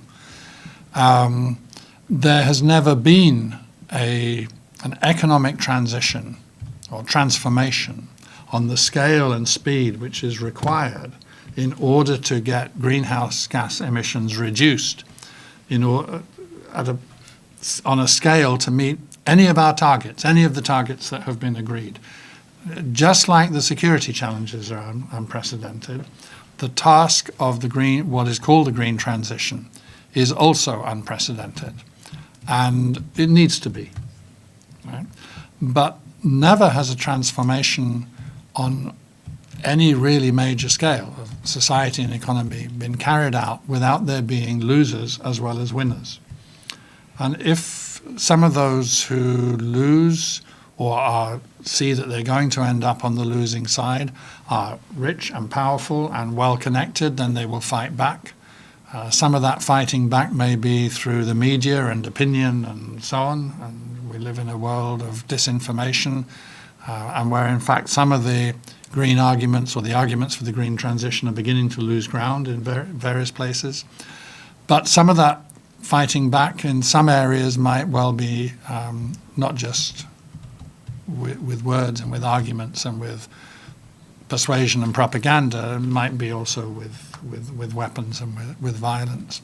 So we insisted that we need to think about the risk of conflict. As a good friend and a colleague of mine, Professor Jeff Tabelko at Ohio University, I think it's Ohio State University in the USA, who is the originator of a lot of this thinking about the risk of the transition. And he often refers to himself as being the skunk in the room, right? Because everybody wants to talk about the transition and how necessary it is and how possible it is. And he's the one who's putting up his hand and saying, excuse me, it could be difficult if you don't do it in the right way. So let's focus on doing it in the right way. And for it to be done in the right way, what we thought in the Environment of Peace report is that it needs to be inclusive. And in order for it to be inclusive, then you have to have a society and a set of political arrangements which make that possible. And that's where the peaceful transition and the just transition link together. And this allows me to go back to the thing which I had forgotten in reply to the previous question, which is that in this distinction that has been made for a long time between national security and human security, before you bring the eco bit into it, one of the arguments which was made, which I find quite appealing, is that there's actually less difference between them than you would think, because the point of national security, according to liberal democratic theory, the point of national security, indeed the point of the state, is to look after the human security of the citizens. Right? Now, we know how that goes wrong in so many ways, and how state security and national security become the propaganda excuse for why you have to repress the rights of this group or this individual or that one. But nonetheless, in theory, in liberal democratic theory, the state is there to uphold the interests of the people, the citizens, and to strike a balance when those interests are contending with each other. And therefore, state security or national security is there to look after the human security of the citizens. If you add the eco dimension into that, then I think what you start to argue is that if a government is going to support the well-being of its citizens, then amongst the things which it needs to do are to look after ecological, human and national security altogether, and that otherwise it is unable to support and enhance the well-being of its citizens. So this is where these things kind of integrate together. A just and peaceful transition would be a part of that ecological and human security basis, which would mean that the national security establishment hopefully could sit and do nothing. Because the best thing with national security establishments is when they don't do very much. They only should ever be active in the last resort. And what we should all be doing is making sure that we don't get to the last resort. Great. Okay, thank you. That's as already mentioned that I'm start from the theory of the change. How to make a transition and transformation to the society, and there are three: right, cognitive transformation and behavioral transformation and institutional transformation.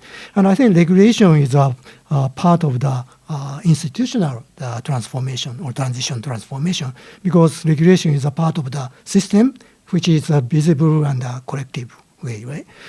And usually that's regulation act to the human being, individual human being, directly inside, as well as collective, the community or the country level.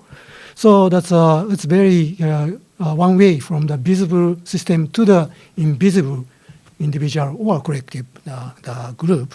So that's one for sure it works. But I think that there are other way of the the transition or transformation way from invisible to visible is another direction. So that's we try to various system try to cover the both direction from the system as a regulation to invisible, as well as from invisible to the visible part.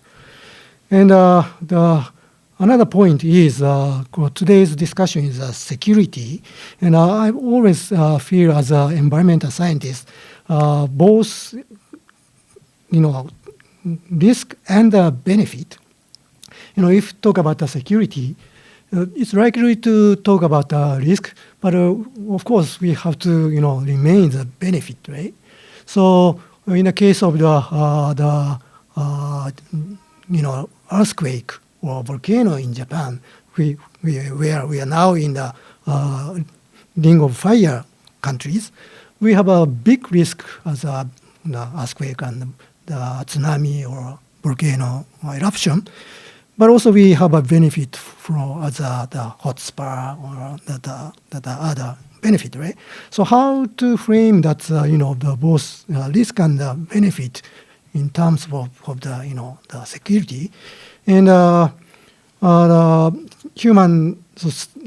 humanity and society and nature should be connected, as I said in my talk, and that is if we talk about as don't mention about human security and national security and ecological securities. I think that's similar framing, but I think that's a border of the element as well as connectivity in terms of the risk and benefit.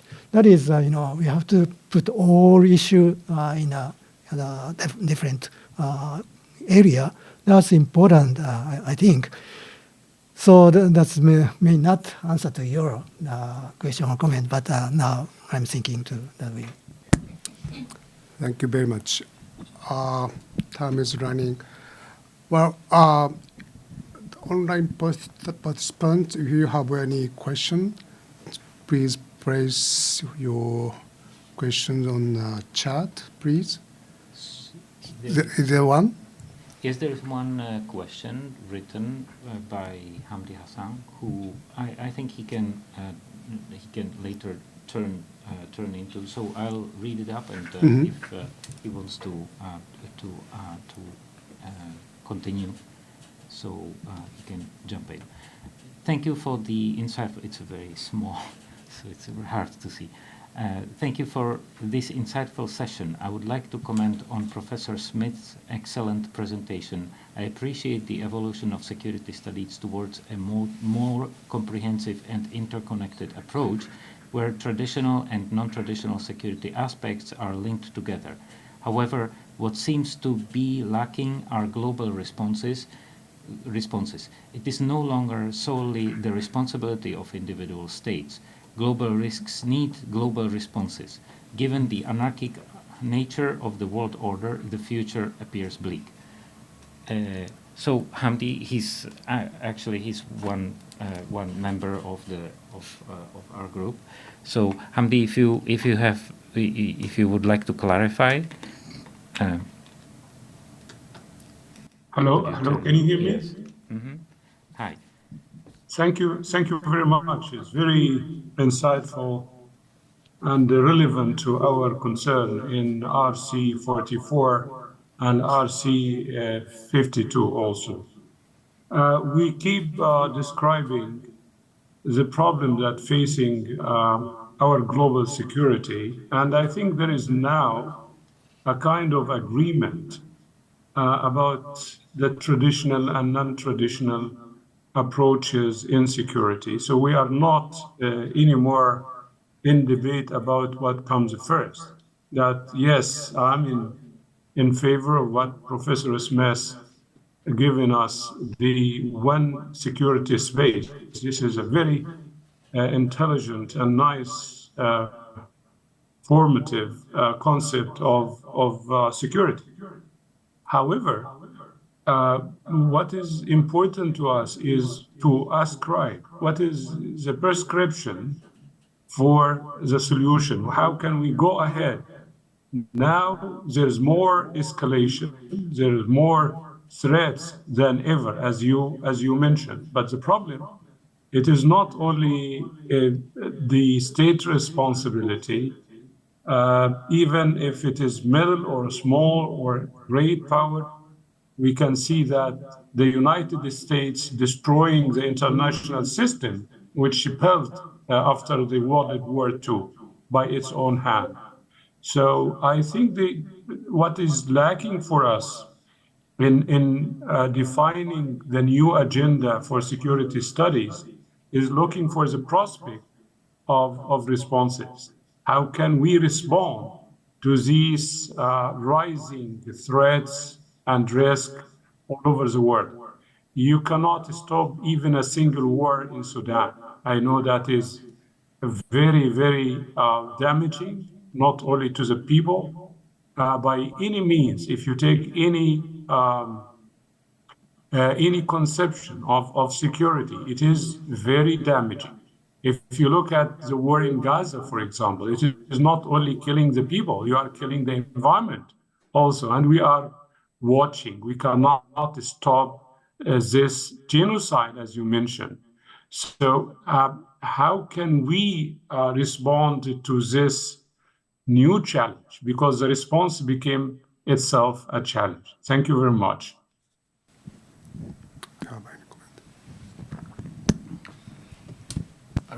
I think to say very quickly that I completely agree, because the nature of the challenges that we're talking about, indeed in the sphere of peace, but also and especially in human security and in ecological security, are such that no single state, however powerful, can achieve a solution. There isn't a one-state solution to climate change or to antimicrobial resistance or to the decline in biodiversity and biomass and so on. There is not a one-state solution to the risk of the next pandemic or food insecurity and the decline in democracy and the rise in inequality crosses national borders and crosses system borders as well. So I completely agree that greater cooperation is required, and the core of the problem that we face is not just the nature of the challenges which we've been talking about and outlining, but that the need for international cooperation is rising just at the same time as the appetite for international cooperation is declining and is becoming more politicized and polarized. So, NATO is finding it more possible to cooperate with itself than before, although if Trump is elected in November, that will change too. But as between those who are divided politically, cooperation is getting harder and harder. I think that the kind of, in one sense, for me, the long and the short of this is just simply to say that the realist school of international relations, which I think has really dominated the study of international relations for the past many decades, if you go back to its especially to its modern foundations, and for example in the writings of Morgenthau and people like that. What you see is a lot that's very interesting about international relations and international politics. And one of the things to remember about Morgenthau is that he was an early opponent of the US war in Vietnam. He actually opposed the US war in Vietnam before the US started sending forces to Vietnam. So he's not the kind of hard-headed, nasty supporter of US national interest in a very narrow sense that he was often depicted as. But what he didn't see, and perhaps he couldn't see because his defining writings are in the late 1940s, he couldn't see the ecological dimension. So that kind of realism, if you read Kissinger's last book on world order, it's got an enormous amount in it that's actually very interesting from any perspective. Don't let the politics get in the way. This was somebody whose scholarship and whose global view was very, very interesting. But he doesn't write about the environment, right? And what could one be doing trying to devise a mode of international politics today if one were not paying attention to the environment? So the result is, in my view, since cooperation is needed to resolve the problems of ecological security, human security and peace, then cooperation is the new realism. As simple as that. Thank you, Dan. Compel-san, can you find any other questions or comment in the chat? Well, in the chat there are no more comments at the moment, but we could ask people from the floor. Or you can ask additional questions from the discussant. Yes, again? please. If you have comments or questions, please raise your hand and. Or Hikawa-san or Compel from both of you. Yes. Yeah. Thank you, Yoshida Sensei. I have two comments on what has been said just now. One is about the capitalism and regulations, and I think it's related to Compel-san's comment on the sovereignty, because I'm also wondering, we can maybe make capitalism better with regulations, but the problem is that the real democracy is not working to make good regulations. So to make good regulations, we need to have actually a real democracy within each state, so that the states representing in the international community can work at least together and make good regulations. So that's why sovereignty is not only the matter of international community, but also sovereignty of us, our sovereignty in a country. That's much more important, I think. One comment, and that is also written in my favorite book, The Economy for the Common Good, how we can change our democracy in a better way. The second one is, again, about this, three categories of securities: national security, human security, and ecological security. I think I agree with you that the national security and human securities have common, almost the same actually. In what sense? In terms of they are focusing on individual, each state. Because human security means for states, as you said, the citizen security, and then, of course national security is its own national security. But for me, the difference between those two and ecological security is borderless. It refers not only to certain states or certain citizens, but it covers whole the world or the regions. That's why I think the ecological security is important. Thank you.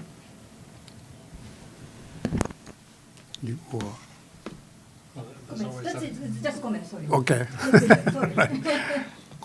Compel-san, do you have any comment or question additionally? Yes. So let me have a look first. So is there somebody right now at the moment? No. So maybe if you want a little bit more time. So I have many more issues which we have not really addressed in here. One well, first of all, let me go a little bit deeper into the nexus, environmental security nexus, and what I think is maybe overemphasized by IPSS and IPCC is it's kind of naturalistic interpretation, the linkages, the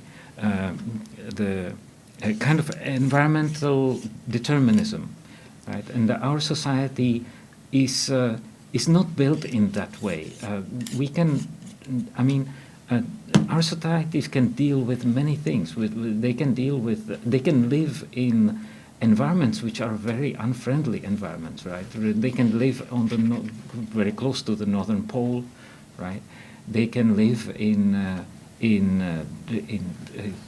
deserts or close to the desert environments, in very hot environments, very cold environments. So they can adjust, they can adapt, right? And so this kind of determinism, which is associated with climate change, that our societies are going to be destructed. I think it needs a kind of many steps which are very much conditional. That this kind of linkage is not a deterministic linkage, even though it is presented as such in many cases. And so we need to, and that's really the role for sociology, for social sciences, to find the mechanisms through which, the mechanisms of failure, right, of where the societies fail, and where the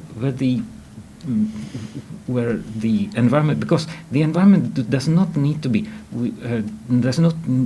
the origin of the problems, and in many cases it's not the origin of the problems. There are much deeper problems, like colonization, for example, right?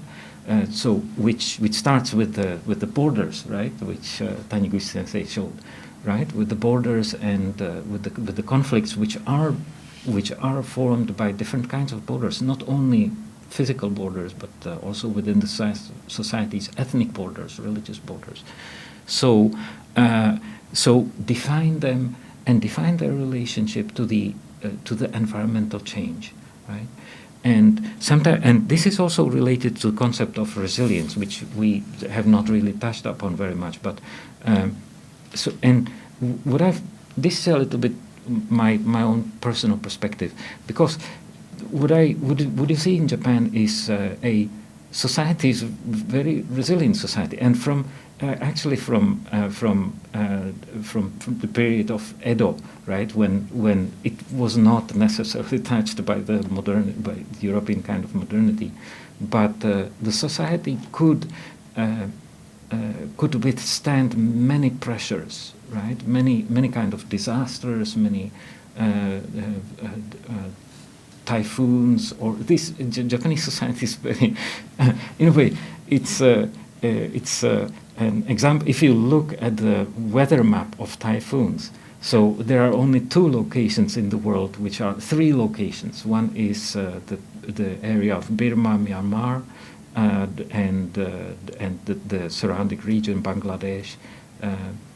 The second one is Pacific, Northern Pacific, Japan, Okinawa, Philippines, and the other one is around Florida. Right? These are the three areas which are very much impacted by typhoons. And one of the conclusions of IPCC is that this is going to grow more. So, and we can, in a way, it's one argument which I'm building in my work, is that we can learn from the Japanese way of managing, or even because not everything was really a successful management, but this kind of approach to societal resilience, which in a way excludes fundamental conflicts, right? Which go through other societies, like the societies, many societies in Africa, right, in Sahel. So Yes, so a kind of perspective of resilience is also needed. And maybe it's one of the non-Western answers to the problem of dealing with environmental change. Anyway, so it's a kind of comment and question. And I have a little bit more about AI, but we don't have time, so I give you the space. Yes, please. Can I reply? All right, so about resilience, our institute has several projects about that environment and history kind of the project. And we call eco-history or environmental history project. And we already have collected all the document written in Japanese, but they made a database.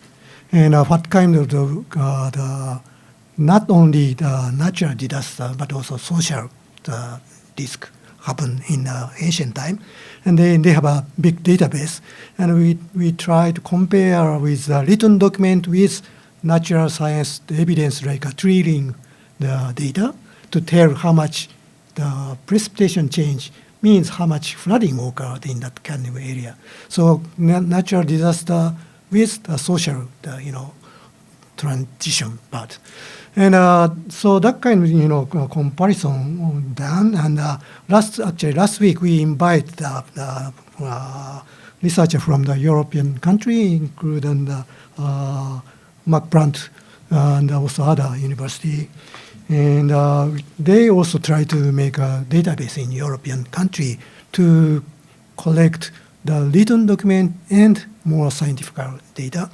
So that kind of the interdisciplinary research already started, and how the society related to the natural disaster, and how society can survive in not only that area, but also how collaborate with other area too. So they use all the text, the document or kind of way. That's a quite interesting way to do that. So, and that's one example. But may I ask a question to Dan Sensei? In a community of the climate change, like IPCC and other report, we identify what kind of the new insight we have done in the science. For example, this year we found 10 new insights from our research. And as you mentioned, that's almost all is related to the natural science part. Now, some suggestion to the social part, like the economy part. So in a more political point of view, I think we need some platform to reply to that kind of document, or to propose from your own aspect to the climate change community. So I'm just want to know is there any the movement or some the new way to connect with that kind of activity. So, Dan, you go first. Yeah.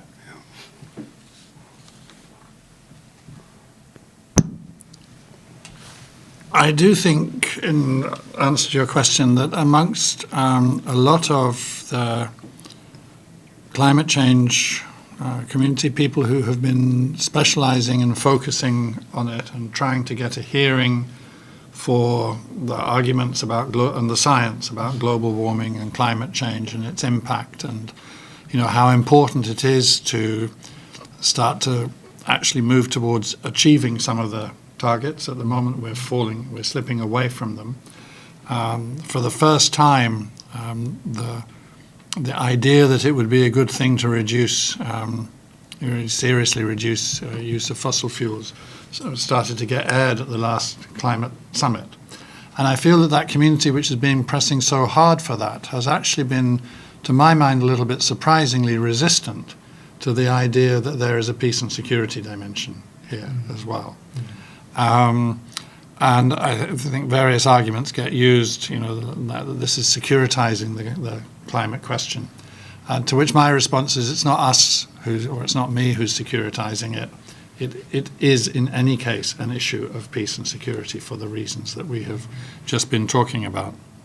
What is important, of course, is not to put a military uniform on the response and to try to do the mitigation and the adaptation, but in some sort of way by force. I understand that kind of part of the argument, but I think that leads into the comment that Professor Hikawa was making as well, and to some degree into this discussion about resilience. I don't think, actually, with all respect, that there's something that's very specific either. I mean, it would be done in a Japanese way, but broaden out the perspective a little bit. And I think it looks a little bit less unique. And I don't think that it looks in any important way non-Western. If you compare, for example, how people in the Netherlands made the Netherlands into a habitable country, and how they regained land from the sea, and how they managed water and so on, and did that. I mean, Dutch society was, in that sense, very creative and very resilient for a long period of time. And then they were doing that, and at the same time as they were trying to build, a modern nation state, get away from the domination of the Habsburg Empire, and create a new financial system, and also go and colonize and tyrannize in the East Indies and so on. So, I mean, there was an enormous amount of energy and so on, and part of that was something that we can talk about as resilient. So you could think about the, British society, British communities during the Second World War. I mean, London's being bombed, and things are done. Now, some of the things which were done are a great deal less pleasant than our myths about the war have us talk about, but some of them were genuinely a kind of a solidarity amongst ordinary people and between classes that was quite extraordinary, and you couldn't really figure out where it came from. If you looked at British society 10 years before and 10 years after, you would wonder what on earth was happening, which is one of the reasons why in Britain there's so much still, I guess, but there was for many years, a massive amount of nostalgia for the war because of that togetherness. And this, I think, connects to the idea that, first of all, I agree with you about environmental determinism is not very helpful in understanding this.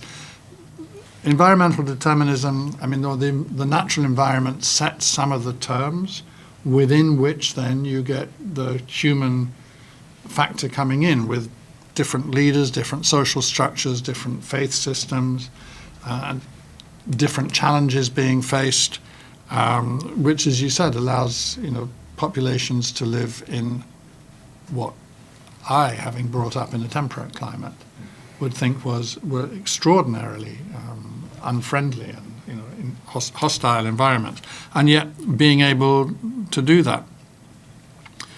So how do you think about resilience in a broader context? And how do you think about those capabilities that go with it of innovation and a capacity to create? So Professor Hikawa then talks about, well, ecological security is a borderless problem, but it needs to be addressed in some kind of context. And the context that we have, which is available to do that, is the systems of governance that we know. So it's the national state, and it's provinces or prefectures, and it's cities, and it's local communities, and so on. And the contention around the just and peaceful transition is that in all cases, that process of supporting ecological security, whether it's through the green transition or in other ways, is more efficient, more effective, more sustainable if it is inclusive. So what is the best way to be including a diversity of voices, including indigenous people in protection of their environments, including all components, all parts of society in working together for a common cause? I think, and I agree with you, that probably the best mechanism for doing that is democracy that is really taken seriously and is very active. There might be other ways of doing it. To me, the important thing in the principle is actually the inclusivity. And I think inclusivity is at the core then of that idea of the resilience of a society as well. And we need international institutions that support that. Well, short comment from me. I think the biggest achievement after probably Rio Summit in 1992 is, in general, the international community adopted so-called precocious principle to deal with, to cope with global environmental issues. It's a big step ahead. So why we could have it? It's science. So the Compel sensei touched upon the ozone hole. That gave us a shock, really shock, not scientific shock. It's a political shock. So science can affect politics.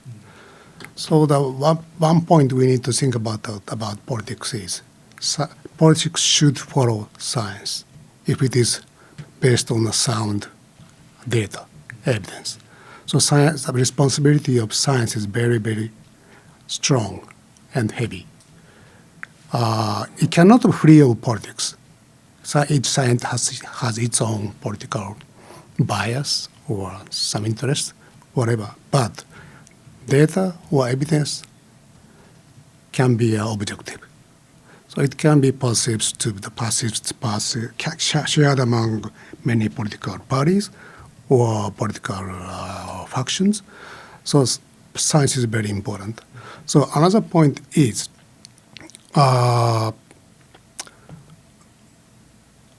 we can, that comparison touched upon the AI, how we can utilize emerging technologies to update our politics towards a more democratized society or more just and peaceful process to achieve our common value system. So the basic challenge is how we're gonna make best use of objective science data and how make them reflected in politics in a democratic manner in many countries. Well, but the fact is the world is divided, and many countries are not so democratic.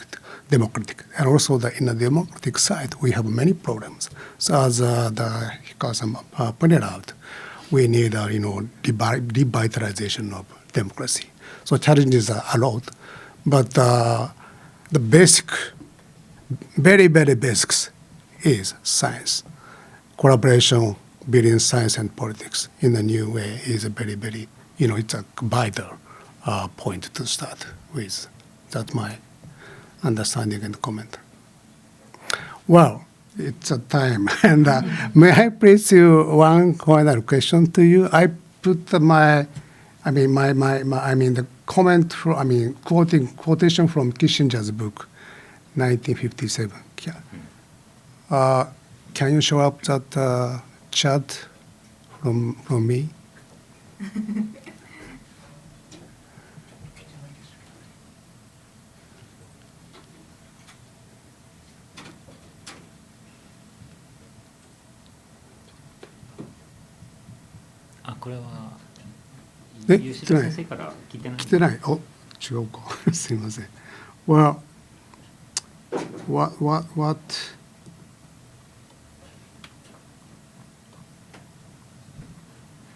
Well, what Kissinger said, you don't like him, it's okay. Well, in 1957, in his book titled Nuclear Weapons and Foreign Policy, he said that one of the paradoxical lessons of the nuclear age is that at the moment when we are acquiring an unparalleled command over nature, we are forced to realize, as never before, that the problems of survival will have to be solved, above all, in the minds of men.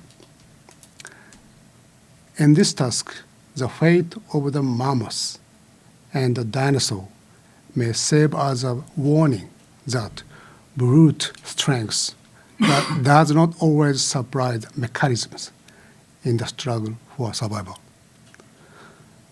So it was surprising for me at that age, he already, gave us some cautions between the relationship between nature and human being through the lens of nuclear deterrence issues.